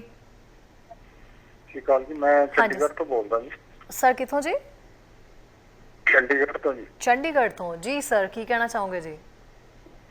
ਜਸ਼ਿੰਦਰ ਸਿੰਘ ਜੋਸ਼ ਬੋਲਦਾ ਜੀ। ਜੀ ਸਰ ਬੋਲੋ ਜੀ। ਡਾਕਟਰ ਹਰਮਨ ਜੀ ਬਹੁਤ ਚੰਗੀ ਗੱਲਬਾਤ ਕਰ ਰਹੇ ਨੇ ਵੈਕਸੀਨ ਦੇ ਉੱਤੇ, ਬੜਾ ਇਹਨਾਂ ਦਾ ਤਜਰਬਾ ਜੀ। ਤੇ ਮੈਂ ਇੱਕ ਗੱਲ ਪੁੱਛਣੀ ਚਾਹੁੰਦਾ ਵੀ ਭਾਰਤ ਦੇ ਵਿੱਚ, ਮੈਂ ਚੰਡੀਗੜ੍ਹ ਰਹਿਣਾ, ਪੰਜਾਬ ਦੇ ਵਿੱਚ ਹਸਪੀਟਲ ਦੇ ਵਿੱਚ ਇੰਨੇ ਪ੍ਰਬੰਧ ਨਹੀਂ ਹੈਗੇ ਸਰਕਾਰਾਂ ਵੱਲੋਂ। ਤੇ ਸਰਕਾਰ ਚੋਰ ਬੋਰੀਆਂ ਰਾਹੀਂ, ਮਤਲਬ ਹੁਣ ਪੰਜਾਬ ਦੇ ਵਿੱਚ ਵੈਕਸੀਨ ਵੇਚ ਦਿੱਤੀ ਪ੍ਰਾਈਵੇਟ ਹਸਪੀਟਲਾਂ ਨੂੰ, ਭਾਰਤ ਸਰਕਾਰ ਤੋਂ ਖਰੀਦੀ ਹੈ ਇਹਨਾਂ ਨੇ ਤੇ ਅੱਗੇ ਇਹ ਵੇਚ ਦਿੰਦੇ ਨੇ। ਸਰਕਾਰ ਜਿਹੜੀ ਕੋਈ ਵੀ ਸਰਕਾਰ ਲਾ ਲਓ ਇੰਡੀਆ ਦੀ, ਪੰਜਾਬ ਦੀ ਲਾ ਲਓ, ਚੰਡੀਗੜ੍ਹ ਦੀ ਲਾ ਲਓ ਜਾਂ ਭਾਰਤ ਸਰਕਾਰ ਦੀ ਲਾ ਲਓ, ਇਹ ਇੰਨੇ ਸਿੰਸੀਅਰ ਨਹੀਂ ਹੈਗੇ ਇੱਥੇ ਦੇ ਲੋਕਾਂ ਦੀ ਸਿਹਤ ਦੇ ਬਾਰੇ ਵਿੱਚ। ਜੀ ਬਹੁਤ ਹੀ ਗੁੰਝਲਦਾਰ ਮਸਲਾ ਜੀ, ਇਹ ਕਿੱਦਾਂ ਹੱਲ ਹੋਣਾ ਚਾਹੀਦਾ। ਡਾਕਟਰ ਹਰਮਨ ਜੀ, ਇੱਕ ਗੱਲ ਮੈਂ ਪੁੱਛਣੀ ਚਾਹੁੰਦਾ ਜੀ, ਮੈਨੂੰ ਨਾ ਜੀ ਸ਼ੂਗਰ ਹੈ, ਮਤਲਬ ਜੀ 200 ਤੇ ਘੱਟ ਹੀ ਰਹਿੰਦੀ ਹੈ, ਤੇ ਮੈਂ ਜੇ ਵੈਕਸੀਨੇਸ਼ਨ ਨਹੀਂ ਲਵਾਈ, ਤੇ ਮੈਨੂੰ ਮਾੜਾ ਜਿਹਾ ਸੁਝਾਅ ਦਿਓ ਜੀ ਇਸ ਬਾਰੇ ਵੀ ਮੈਂ ਲਵਾ ਲੈਵਾਂ ਜੀ ਜਾਂ ਨਾ। ਜੀ ਡਾਕਟਰ ਨੇ ਮੈਨੂੰ ਮਨਾ ਕਰਤਾ ਸੀ, ਮੈਂ ਕੁਛ ਐਂਟੀਬਾਇਓਟਿਕ ਮੈਡੀਸਨ ਲੈ ਰਿਹਾ ਸੀ, ਕੋਈ ਪ੍ਰੋਬਲਮ ਆ ਗਈ ਸੀ ਮੈਨੂੰ, ਤੇ ਡਾਕਟਰ ਕਹਿੰਦੇ ਵੀ ਜਦੋਂ ਤੱਕ ਤੁਸੀਂ ਐਂਟੀਬਾਇਓਟਿਕ ਗੋਲੀ ਖਾ ਰਹੇ ਹੋ ਉਦੋਂ ਤੱਕ ਨਾ ਲਿਓ। ਮੇਰੇ ਡਾਕਟਰ ਹਰਮਨ ਜੀ ਦੱਸਣਾ ਜੀ ਇਸ ਬਾਰੇ। ਬਿਲਕੁਲ ਜੀ, ਬਿਲਕੁਲ ਤੁਹਾਨੂੰ ਜ਼ਰੂਰ ਜਵਾਬ ਦਿੰਦੇ ਆ ਜੀ। ਥੈਂਕ ਯੂ ਸੋ ਮਚ, ਤੁਸੀਂ ਸੁਣ ਸਕਦੇ ਹੋ ਜਵਾਬ ਜੀ। ਡਾਕਟਰ ਹਰਮਨ ਜੀ, ਪਹਿਲਾਂ ਤਾਂ ਜਿਹੜੇ ਕਾਲਰ ਸੀ ਉਹਨਾਂ ਦਾ ਸਵਾਲ ਦਾ ਤੁਸੀਂ ਜਵਾਬ ਦੇ ਦਿਓ ਉਹਨਾਂ ਨੂੰ। ਬਿਲਕੁਲ ਜੀ ਸਰ, ਜੋ ਵੈਕਸੀਨ ਦੀ ਇੱਥੇ ਰੋਲ ਆਊਟ ਹੋ ਰਹੀ ਹੈ, ਜਿੱਦਾਂ ਕਿ ਅੱਜ ਭਾਰਤ ਸਰਕਾਰ ਦਾ ਡਿਸੀਜਨ ਆਇਆ ਹੈ ਕਿ ਉਹ ਵੈਕਸੀਨ ਦੀ ਸਾਰੀ ਐਕੁਇਜ਼ੀਸ਼ਨ ਆਪਣੇ ਕੋਲ ਲੈ ਰਹੇ ਨੇ। 75% ਆਫ ਵੈਕਸੀਨਸ ਹੁਣ ਇੰਡੀਆ ਦੀ ਗਵਰਨਮੈਂਟ ਹੈਂਡਲ ਕਰੇਗੀ। ਨਾਓ ਆਈ ਨੋ ਕਿ ਗਵਰਨਮੈਂਟ ਤੇ ਇੱਥੇ ਕਦੇ-ਕਦੇ ਟਰਸਟ ਘੱਟ ਹੈ, ਬਿਲਕੁਲ central government and state government ਨੂੰ ਲੈ ਕੇ, ਬਟ ਜਿੱਥੇ ਵੀ ਵੈਕਸੀਨ ਅਵੇਲੇਬਲ ਹੁੰਦੀ ਹੈ, ਜਦੋਂ ਵੀ ਵੈਕਸੀਨ ਅਵੇਲੇਬਲ ਹੁੰਦੀ ਹੈ, ਤੁਹਾਨੂੰ ਵੈਕਸੀਨ ਦੇ ਕਿਸੇ ਕੰਪੋਨੈਂਟ ਤੋਂ ਐਲਰਜੀ ਨਹੀਂ ਹੈ। ਜਿੱਦਾਂ ਤੁਹਾਨੂੰ ਡਾਇਬੀਟੀਜ਼ ਹੋਣ ਕਰਕੇ ਰਿਸਕ ਫੈਕਟਰ ਹੈ, ਜੇ ਤੁਹਾਨੂੰ ਕੋਵਿਡ ਹੁੰਦਾ result of the risk factor comorbidity, ਤੁਹਾਡੇ ਰਿਸਕ ਜ਼ਿਆਦਾ ਹੈ ਕਿ ਮੋਡਰੇਟ ਜਾਂ ਸੀਵੀਅਰ ਕੋਵਿਡ ਹੋਣ ਦਾ। ਇਸ ਕਰਕੇ ਜੇ ਤੁਹਾਨੂੰ ਕੋਈ ਕੰਟਰਾਇੰਡੀਕੇਸ਼ਨ ਨਹੀਂ ਹੈ ਤੇ ਡੈਫੀਨਿਟਲੀ ਵੈਕਸੀਨ ਲਵਾਉਣੀ ਚਾਹੀਦੀ ਹੈ। ਜਦੋਂ ਵੈਕਸੀਨ ਹੈਜ਼ੀਟੈਂਸੀ ਪੈਦਾ ਹੁੰਦੀ ਹੈ ਤੇ ਅਸੀਂ ਵੈਕਸੀਨ ਨਹੀਂ ਲਵਾਉਂਦੇ, ਤੇ ਜੇ ਸਾਨੂੰ ਕੋਵਿਡ ਹੁੰਦਾ ਹੈ ਤੇ ਉਹ ਮਚ ਮੋਰ ਸੀਵੀਅਰ ਇਨਫੈਕਸ਼ਨ ਹੋਣ ਦੇ ਚਾਂਸਸ ਨੇ। ਉਹਦੇ ਨਾਲ ਹੀ ਅਵੇਲੇਬਿਲਿਟੀ ਤੇ day to day follow up ਕਰਨੀ ਪਏਗੀ ਕਿ ਕਿੱਥੋਂ ਅਵੇਲੇਬਲ ਹੁੰਦੀ ਹੈ, ਤੁਹਾਡੇ ਸ਼ਹਿਰ ਵਿੱਚ ਕਿੱਥੇ ਅਵੇਲੇਬਲ ਹੁੰਦੀ ਹੈ, ਐਂਡ ਗਵਰਨਮੈਂਟ ਦਾ ਰੋਲ ਆਊਟ ਹੋਪਫੁਲੀ ਹੁਣ ਬਿਕੋਜ਼ ਅਲਾਰਮ ਬੈਲਸ ਇੰਨੇ ਰਿੰਗ ਹੋਏ ਨੇ ਤੇ ਕੋਆਰਡੀਨੇਸ਼ਨ ਬੈਟਰ ਹੋਏਗੀ, ਬਿਕੋਜ਼ ਇਹਨਾਂ ਨੇ ਕੁਝ ਡੈਡਲਾਈਨਸ ਵੀ ਪਾਈਆਂ ਨੇ ਤੇ ਪ੍ਰੈਸ਼ਰ ਹੁਣ ਬਹੁਤ ਬਣਿਆ ਵੀ ਹੈ ਸਰਕਾਰਾਂ ਤੇ। ਸੋ ਜਦੋਂ ਵੀ ਅਵੇਲੇਬਲ ਹੋਏ, ਮੇਰੀ ਤੁਹਾਨੂੰ ਰეკਮੈਂਡੇਸ਼ਨ ਹੋਏਗੀ, ਜੇ ਤੁਹਾਨੂੰ ਕੋਈ ਐਲਰਜੀ ਨਹੀਂ ਹੈ ਵੈਕਸੀਨ ਦੇ ਕੰਪੋਨੈਂਟ ਤੋਂ, ਹੋਰ ਕੋਈ ਐਲਰਜੀ ਨਹੀਂ ਦੀ ਮੈਂ ਗੱਲ ਕਰਦਾ, ਤੇ ਪੱਕਾ ਲਵਾਓ ਪਲੀਜ਼ ਜੀ। ਵੈਲੇ ਤੋਂ ਵੀ ਕਾਲ ਆ ਰਹੀ ਹੈ ਜੀ। ਸਤਿ ਸ਼੍ਰੀ ਅਕਾਲ ਜੀ। ਸਤਿ ਸ਼੍ਰੀ ਅਕਾਲ ਜੀ ਸ਼ੈਰੀ ਜੀ। ਹਾਂਜੀ ਸਰ, ਸਤਿ ਸ਼੍ਰੀ ਅਕਾਲ ਜੀ। ਮੈਂ ਵੀ ਗੱਲ ਕਰਨੀ ਸੀ ਨਾ, ਕਰ ਲੈਣੇ ਮੇਰਾ ਡਾਕਟਰ ਨੂੰ। ਜੀ ਸਰ, ਕਰ ਸਕਦੇ ਹੋ ਜੀ। ਡਾਕਟਰ ਹਰਮਨ ਆਪਣੇ ਨਾਲ ਜੁੜੇ ਹੋਏ ਨੇ, ਕਰ ਸਕਦੇ ਹੋ ਗੱਲ। ਹਾਂਜੀ, ਇਹੀ ਕਹਿਣਾ ਜੀ, ਇਹ ਬਹੁਤ ਵਧੀਆ ਕੰਮ ਕਰ ਰਿਹਾ ਇੰਡੀਆ ਜਾ ਕੇ, ਆਪਣਾ ਸਿੱਖ ਕੌਮ ਦਾ ਥੋੜਾ ਨਾਂ ਉੱਪਰ ਜਾਊਗਾ ਕਿ ਸਿੱਖ ਕੀ ਕਰ ਰਿਹਾ ਹੈ ਤੇ ਸਾਡੇ ਲਈ ਸਾਡੇ ਇੰਡੀਆ ਗਵਰਨਮੈਂਟ ਕੀ ਕਰ ਰਹੀ ਆ, ਇਹ ਬਹੁਤ ਸਾਈਡ ਇਫੈਕਟ ਹੋਊਗਾ। ਦੂਜੀ ਗੱਲ, ਇੱਥੇ ਡਾਕਟਰ ਚੰਡੀਗੜ੍ਹ ਤੋਂ ਜਿਹੜਾ ਫੋਨ ਕੀਤਾ ਇਹ ਵੀ ਮਨਾ ਕਰਦੇ, ਇੱਥੇ ਤਾਂ ਮੈਂ ਸ਼ੂਗਰ ਦਾ ਟੀਕਾ ਲਾਉਣਾ ਆ ਤੇ ਮੈਨੂੰ 2 ਮਹੀਨੇ ਹੋ ਗਏ ਟੀਕਾ ਲੱਗੇ ਨੂੰ ਜੀ। ਬਿਲਕੁਲ, ਔਰ ਕੋਈ ਕੰਪਲਿਕੇਸ਼ਨ, ਕੋਈ ਪ੍ਰੋਬਲਮ ਨਹੀਂ, ਕੁਛ ਨਹੀਂ, ਸਾਨੂੰ ਪਤਾ ਵੀ ਲੱਗਾ ਟੀਕਾ ਕਦੋਂ ਲਾਇਆ ਕਦੋਂ ਨਹੀਂ। ਇੱਥੇ ਤਾਂ ਜਿਨ੍ਹਾਂ ਨੂੰ ਹਾਰਟ ਅਟੈਕ ਆ ਜਾਂ ਸਾਹ ਦੀ ਕਸਰ ਆ, ਸ਼ੂਗਰ ਆ, ਬੇਬੀ ਕਿਸੇ ਦੇ ਆਉਣ ਵਾਲਾ, ਉਹ ਕਹਿੰਦੇ ਸਾਰੇ ਲਗਾਓ, ਸਾਰੇ, ਕੋਈ ਵੀ ਨਹੀਂ ਇੱਥੇ ਮਨਾ ਕਰਦੇ। ਬਿਲਕੁਲ ਜੀ, ਬਿਲਕੁਲ ਜੀ, ਬਿਲਕੁਲ ਸਰ, ਇਹ ਤਾਂ ਲਵਾਉਣੀ ਚਾਹੀਦੀ ਹੈ ਹਰ ਇੱਕ ਨੂੰ ਜੀ। ਬਿਲਕੁਲ, ਜਿਹੜੇ ਰਿਸਕ ਫੈਕਟਰ ਨੇ ਡੈਫੀਨਿਟਲੀ ਲਵਾਉਣੀ ਚਾਹੀਦੀ ਹੈ ਜੀ। Sir thank you so much ਜੀ। ਡਾਕਟਰ ਹਰਮਨ, ਆਪਣੇ ਨਾਲ 2 ਕਾਲਰ ਜੁੜੇ, ਦੋਨਾਂ ਨੇ ਸੇਮ ਗੱਲ ਕੀਤੀ ਹੈ ਨਾ। ਹਾਲਾਂਕਿ ਗੱਲ ਦੇ ਵਿੱਚ ਇਹ ਫਰਕ ਸੀਗਾ ਵੀ ਇੱਕ ਨੂੰ ਕੋਈ ਹੋਰ, ਇੱਕ ਡਰੇ ਨੇ ਵੈਕਸੀਨ ਲਗਵਾਉਣ ਤੋਂ, ਇੱਕ ਨੂੰ ਸੇਮ ਬਿਮਾਰੀ ਬਟ ਉਹ ਡਰੇ ਨਹੀਂ। ਸੋ ਉਹਨਾਂ ਨੇ ਇਹ ਵਾਕਈ ਇੱਦਾਂ ਚੀਜ਼ ਹੁੰਦੀ ਹੈ ਵੀ ਇਹ ਪਰਸਨ ਟੂ ਪਰਸਨ ਹੀ ਡਿਪੈਂਡ ਕਰਦਾ ਹੈ, ਜਾਂ ਫਿਰ ਦੋਨੋਂ ਕੇਸ ਆਪਾਂ ਸੇਮ ਦੇਖ ਸਕਦੇ ਹਾਂ। ਡਾਕਟਰ ਸਾਬਿਕ ਡਾਕਟਰ ਆਪਣੇ ਨਾਲ ਢਿੱਲੋਂ ਜੀ ਵੀ ਜੁੜੇ ਨੇ ਜੀ। ਢਿੱਲੋਂ ਜੀ ਸਤਿ ਸ਼੍ਰੀ ਅਕਾਲ ਜੀ। ਹਾਂਜੀ ਜੀ, ਸਤਿ ਸ਼੍ਰੀ ਅਕਾਲ। ਹਾਂਜੀ ਜੀ, ਕੀ ਕਹਿਣਾ ਚਾਹੋਗੇ? ਹਾਂਜੀ, ਹਰਮਨਦੀਪ ਡਾਕਟਰ ਸਾਹਿਬ ਨੂੰ ਵੀ ਸਤਿ ਸ਼੍ਰੀ ਅਕਾਲ, ਮੇਰੇ ਨੂੰ ਪਿਆਰ ਤੇ ਸਤਿ ਸ਼੍ਰੀ ਅਕਾਲ। ਸਤਿ ਸ਼੍ਰੀ ਅਕਾਲ ਜੀ। ਮੈਂ ਸੁਣ ਰਹੀ ਸੀ ਜੀ ਡਾਕਟਰਸ ਬਾਰੇ ਗੱਲ ਹੋ ਰਹੀ ਹੈ ਅੱਜ। ਹਾਂਜੀ ਹਾਂਜੀ। ਡਾਕਟਰਸ ਜਿਹੜੇ ਨੇ ਜੀ, ਇਹਨਾਂ ਦੀ ਬੜੀ ਰਿਸਪੈਕਟੇਬਲ ਤੇ ਬੜੀ ਡੈਡੀਕੇਟਡ ਜੀ ਇਹਨਾਂ ਦੀ ਲਾਈਫ ਹੈ ਨਾ, ਇਹ ਬਹੁਤ ਵਧੀਆ ਕੰਮ ਕਰ ਰਹੇ ਨੇ ਜੀ। ਇੰਡੀਆ 'ਚ ਵੀ ਬਹੁਤ ਵਧੀਆ ਕਰ ਰਹੇ ਨੇ ਡਾਕਟਰ ਸਾਹਿਬ। ਇੱਥੋਂ ਗਏ ਨੇ ਤੇ ਸੁਣ ਕੇ ਹੋਰ ਵੀ ਵਧੀਆ ਲੱਗਾ। ਡਾਕਟਰ ਸੁਲੇਮਾਨ ਸਿੰਘ ਵੀ ਇੱਥੋਂ ਅਮਰੀਕਾ ਤੋਂ ਗਏ ਹੋਏ ਨੇ, ਉਹਨਾਂ ਦਾ ਵੀ ਕੰਮ ਅਸੀਂ ਦੇਖਦੇ ਹਾਂ, ਬਹੁਤ ਵਧੀਆ ਕਰ ਰਹੇ ਨੇ ਜੀ। ਸੋ ਪਰਮਾਤਮਾ ਇਹਨਾਂ ਨੂੰ ਇਸੇ ਤਰ੍ਹਾਂ ਤੰਦਰੁਸਤੀ ਤਰੱਕੀਆਂ ਦੇਵੇ, ਹੈ ਨਾ ਜੀ। ਬਿਲਕੁਲ, ਬਹੁਤ ਵਧੀਆ ਲੱਗਿਆ ਸੁਣ ਕੇ ਜੀ। ਥੈਂਕ ਯੂ ਡਾਕਟਰ ਜੀ। ਢਿੱਲੋਂ ਜੀ, ਡਾਕਟਰ ਸਾਹਿਬ ਤੁਹਾਨੂੰ ਬਹੁਤ ਸਾਰੀਆਂ ਬਲੈਸਿੰਗਸ ਦੇਖੋ ਕਮਿਊਨਿਟੀ ਦੀਆਂ ਆ ਰਹੀਆਂ ਨੇ, ਤੁਹਾਡੇ ਕੰਮ ਨੂੰ ਐਪਰੀਸ਼ੀਏਟ ਇੰਨਾ ਕੀਤਾ ਜਾ ਰਿਹਾ ਹੈ। ਸੇਮ ਉਹੀ ਕੁਐਸਚਨ ਜਿੱਤੇ ਮੈਂ ਗੱਲ ਕਰ ਰਹੀ ਸੀਗੀ ਵੀ ਜਿਹੜੇ ਕਾਲਰ ਜੁੜੇ, ਦੋਨਾਂ ਨੂੰ ਡਾਇਬੀਟੀਜ਼ ਸੀ, ਇੱਕ ਨੇ ਵੈਕਸੀਨ ਲਗਵਾਈ ਦੂਜੇ ਨੇ ਨਹੀਂ, ਇਹ ਪਰਸਨ ਟੂ ਪਰਸਨ ਡਿਪੈਂਡ ਕਰਦਾ ਜਾਂ ਸੇਮ ਸਿਚੁਏਸ਼ਨ ਹੈ? ਪਹਿਲੇ ਤੇ ਜੀ ਆਮ ਵੈਰੀ ਗ੍ਰੇਟਫੁਲ ਸਾਰੀਆਂ ਬਲੈਸਿੰਗਸ ਲਈ। ਜਿਹੜਾ ਤੁਸੀਂ ਸਵਾਲ ਕੀਤਾ, ਜਦੋਂ ਰਿਸਕ ਫੈਕਟਰ ਸੇਮ ਨੇ, ਡਾਇਬੀਟੀਜ਼ ਜਾਂ ਕੋਈ ਹਾਰਟ ਡਿਜ਼ੀਜ਼ ਜਾਂ ਬਰੀਥਿੰਗ ਡਿਫਿਕਲਟੀ, ਐਸਥਮਾ, ਹੋਰ ਕੋਈ ਰਿਸਕ ਫੈਕਟਰਸ ਦੀ ਜਿਹੜੀ ਲਿਸਟ ਹੈ ਉਹਦੇ ਵਿੱਚ ਵੈਕਸੀਨ ਲਵਾਉਣੀ ਤੇ ਡੈਫੀਨਿਟਲੀ ਰეკਮੈਂਡਡ ਹੈ ਬਿਕੋਜ਼ ਤੁਹਾਨੂੰ ਸੀਵੀਅਰ ਡਿਜ਼ੀਜ਼ ਦੇ ਰਿਸਕ ਨੇ। ਇਹਦੇ ਵਿੱਚ ਜਿਹੜੀ ਅਸੀਂ ਗੱਲ ਪਹਿਲੇ ਥੋੜੀ ਜਿਹੀ ਛੇੜੀ ਕਿ ਇਨਫੋਰਮੇਸ਼ਨ ਲੋਕਾਂ ਤੱਕ ਸਹੀ ਪਹੁੰਚਾਉਣਾ ਐਂਡ ਮਿਸ ਇਨਫੋਰਮੇਸ਼ਨ ਜਿਹੜੀ ਕਿ ਘੱਟ ਕਰਨਾ। ਜਿੱਦਾਂ ਕਈ ਇਹੋ ਜਿਹੇ ਫਾਰਵਰਡਸ WhatsApp ਤੇ ਆਉਂਦੇ ਨੇ ਲੋਕਾਂ ਨੂੰ, ਜਿਹੜੇ ਆਪਣੀ ਅੱਖੀ ਦੇਖੇ ਨੇ, ਜਿਹੜੇ ਕਿ ਟੋਟਲੀ ਲੋਕਾਂ ਨੂੰ ਵੈਕਸੀਨ ਹੈਜ਼ੀਟੈਂਟ ਕਰ ਦਿੰਦੇ ਨੇ। ਇਸ ਇਨਫੋਰਮੇਸ਼ਨ ਨੂੰ ਕੋਈ ਟਰੇਸ ਨਹੀਂ ਕਰ ਸਕਦਾ ਕਿ ਇਹ ਕਿਹੜੇ ਸੋਰਸ ਤੋਂ ਆਈ ਹੈ। ਇਹੋ ਜਿਹੀ ਇਨਫੋਰਮੇਸ਼ਨ ਬਹੁਤ ਡੇਂਜਰਸ ਹੈ। ਜਿੱਦਾਂ ਤੁਸੀਂ ਆਪਣੇ ਸ਼ੋਅ ਦੇ ਮਾਧਿਅਮ ਨਾਲ ਲੋਕਾਂ ਤੱਕ ਸਹੀ ਇਨਫੋਰਮੇਸ਼ਨ ਪਹੁੰਚਾ ਰਹੇ ਹੋ, ਉਹ ਪਹੁੰਚਾ ਕੇ ਜਿਹੜੇ ਸਾਡੇ ਫਰਸਟ ਕਾਲਰ ਸੀਗੇ ਉਹਨਾਂ ਦਾ ਅਸੀਂ ਮੇਬੀ ਡਰ ਲਾ ਸਕੀਏ। ਨਾਲੇ ਜਿਹੜਾ ਉਹਨਾਂ ਨੂੰ ਮੇਬੀ ਸਹੀ ਐਡਵਾਈਸ ਨਹੀਂ ਮਿਲਿਆ, I don't know the details ਕਿ ਉਸ ਕੇਸ ਤੇ ਮੇਬੀ ਕੋਈ ਐਸੇ ਡਿਟੇਲਸ ਹੋਣ ਜਿਹੜੇ ਕਿ ਉਹਨਾਂ ਡਾਕਟਰ ਨੇ ਕੰਸੀਡਰ ਕੀਤੇ, ਬਟ ਜੋ ਡਿਟੇਲਸ ਸਾਡੇ ਨਾਲ ਸ਼ੇਅਰ ਹੋਏ ਨੇ ਉਹਦੇ ਵਿੱਚ ਕੋਈ ਕੰਟਰਾਇੰਡੀਕੇਸ਼ਨ ਨਹੀਂ ਹੈ, ਜਿੱਦਾਂ ਤੁਹਾਡੇ ਉਹ ਦੂਜੇ ਕਾਲਰ ਸਰ ਨੇ ਕਿਹਾ।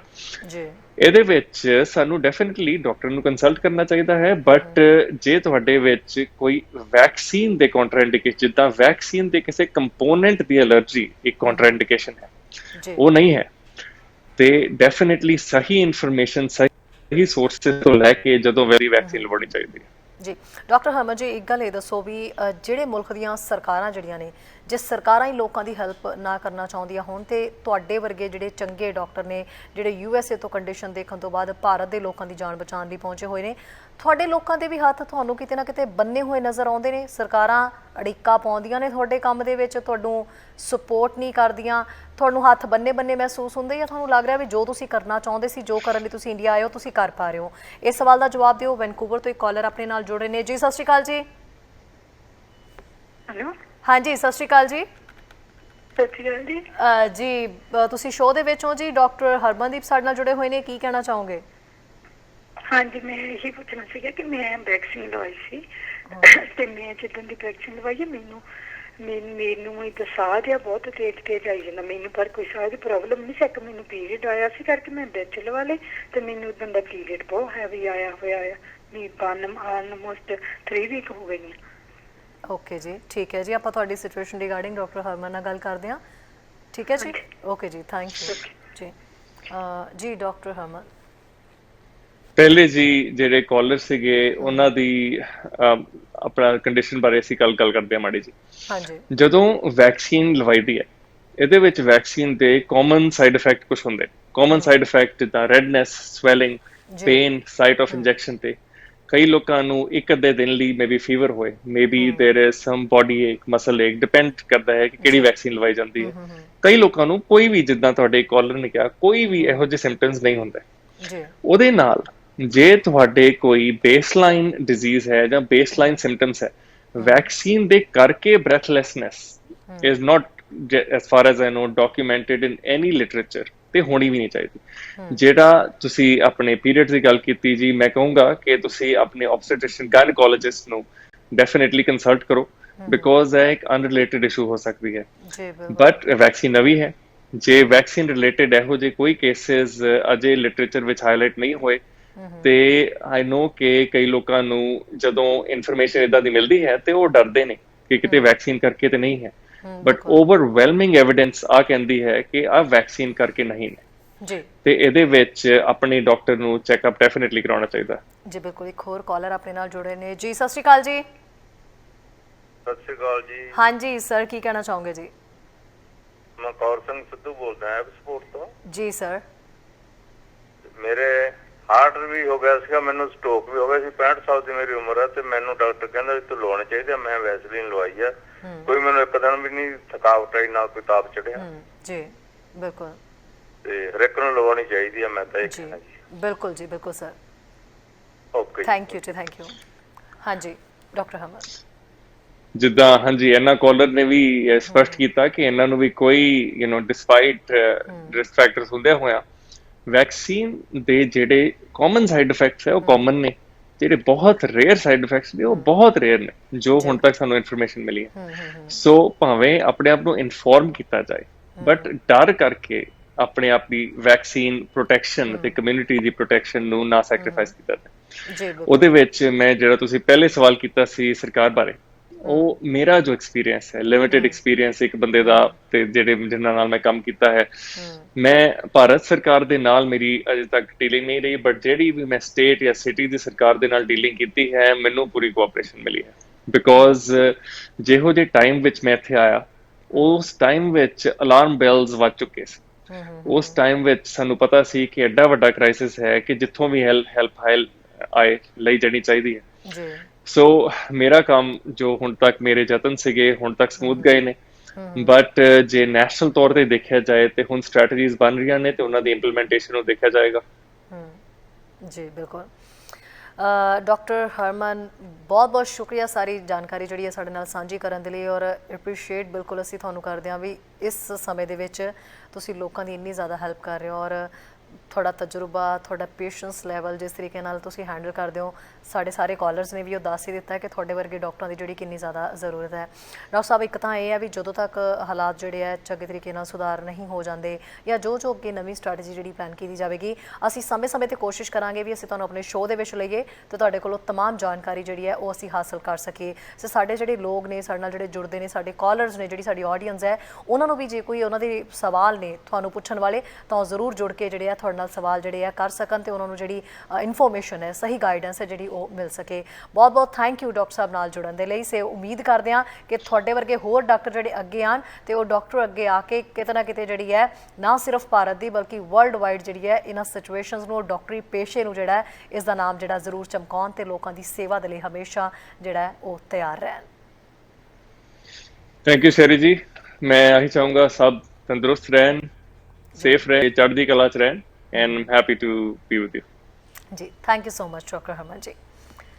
ਸੋ ਸਾਡੇ ਨਾਲ ਡਾਕਟਰ ਹਰਮਨ ਜੁੜੇ ਹੋਏ ਸੀ। ਹਾਲਾਂਕਿ ਅਸੀਂ ਕੋਸ਼ਿਸ਼ ਕਰਾਂਗੇ ਵੀ ਮੌਕੇ 'ਤੇ ਹਰ ਸਮੇਂ 'ਤੇ ਜਦੋਂ ਵੀ ਸਾਨੂੰ ਕੋਈ ਇੱਦਾਂ ਦੀ ਅਪਡੇਟ ਜਿਹੜੀ ਹੈ ਮਿਲਦੀ ਹੈ, ਕਿਉਂਕਿ ਇਹਨਾਂ ਦਿਨਾਂ ਦੇ ਵਿੱਚ ਹੁਣ ਉਹ ਭਾਰਤ ਦੇ ਵਿੱਚ ਨੇ ਅਤੇ ਜੇ ਭਾਰਤ ਤੋਂ ਹੀ ਕੋਈ ਵੀ ਅਪਡੇਟ ਸਾਨੂੰ ਮਿਲਦੀ ਹੈ ਤਾਂ ਆਪਾਂ ਸਾਰੇ ਕੋਸ਼ਿਸ਼ ਕਰਾਂਗੇ ਵੀ ਡਾਕਟਰ ਹਰਮਨ ਨੂੰ ਆਪਾਂ ਲੈ ਕੇ ਆਪਣੇ ਸ਼ੋਅ ਦੇ ਵਿੱਚ ਅਤੇ ਸਾਰੀ ਜਿਹੜੀ ਤਮਾਮ ਜਾਣਕਾਰੀ ਹੈ ਉਹ ਸਾਂਝੀ ਕਰ ਸਕੀਏ ਅਤੇ ਸਹੀ ਜਿਹੜੀ ਖਬਰ ਹੈ, ਸਹੀ ਰਿਪੋਰਟ ਹੈ ਉਹ ਆਪਾਂ ਹਾਸਲ ਕਰ ਸਕੀਏ। ਜ਼ਰੂਰ ਕੋਸ਼ਿਸ਼ ਕਰਾਂਗੇ ਅਤੇ ਉਮੀਦ ਕਰਦੇ ਹਾਂ ਵੀ ਸਾਡੇ ਡਾਕਟਰ ਹਰਮਨ ਜਿਸ ਤਰੀਕੇ ਨਾਲ ਕਮਿਊਨਿਟੀ ਦਾ ਵੀ ਨਾਮ ਉਹਨਾਂ ਨੇ ਰੌਸ਼ਨ ਕੀਤਾ ਹੈ, ਪੰਜਾਬੀਆਂ ਦਾ ਨਾਮ ਰੌਸ਼ਨ ਕੀਤਾ ਹੈ, ਅਮਰੀਕਾ ਦੇ ਵਿੱਚ ਜਿਸ ਤਰੀਕੇ ਨਾਲ ਉਹਨਾਂ ਨੇ ਕੋਵਿਡ ਸਿਚੁਏਸ਼ਨ ਨੂੰ ਹੈਂਡਲ ਕੀਤਾ, ਸਨਮਾਨਿਤ ਉਹਨਾਂ ਨੂੰ ਕੀਤਾ ਗਿਆ। ਇਹੋ ਜਿਹੇ ਜਿਹੜੇ ਡਾਕਟਰ ਨੇ, ਜਿਹੜੇ ਬਾਕੀ ਡਾਕਟਰ ਨੇ, ਉਹ ਇਹੋ ਜਿਹੇ ਡਾਕਟਰਾਂ ਤੋਂ ਸਿੱਖਿਆ ਲੈਣ, ਬਹੁਤ ਕੁਝ ਸਿੱਖਣ ਅਤੇ ਆਪਣੇ ਪੇਸ਼ੇ ਨੂੰ ਜਿਹੜਾ ਹੈ ਜਿਸ ਤਰੀਕੇ ਨਾਲ ਲੋਕ ਚਾਹੁੰਦੇ ਨੇ ਜਾਂ ਜਿਸ ਤਰੀਕੇ ਨਾਲ ਲੋਕਾਂ ਨੂੰ ਲੋੜ ਹੈ, ਉਹ ਪਲੀਜ਼ ਆਪਣੇ ਪੇਸ਼ੇ ਨੂੰ ਇਸੇ ਤਰੀਕੇ ਨਾਲ ਚਲਾਉਣ ਜਿਵੇਂ ਡਾਕਟਰ ਹਰਮਨ ਹੋਣੀ ਚਲਾਉਂਦੇ ਨੇ। ਸੋ ਡਾਕਟਰ ਹਰਮਨ ਦੇ ਨਾਲ ਜਿਹੜੀ ਮੁਲਾਕਾਤ ਕੋਸ਼ਿਸ਼ ਕਰਾਂਗੇ ਵੀ ਇਸੇ ਹਫਤੇ ਦੇ ਵਿੱਚ ਫਿਰ ਅਸੀਂ ਕਰ ਸਕੀਏ। ਫਿਲਹਾਲ ਦੇ ਲਈ ਜੀ ਇਜਾਜ਼ਤ ਦਿਓ।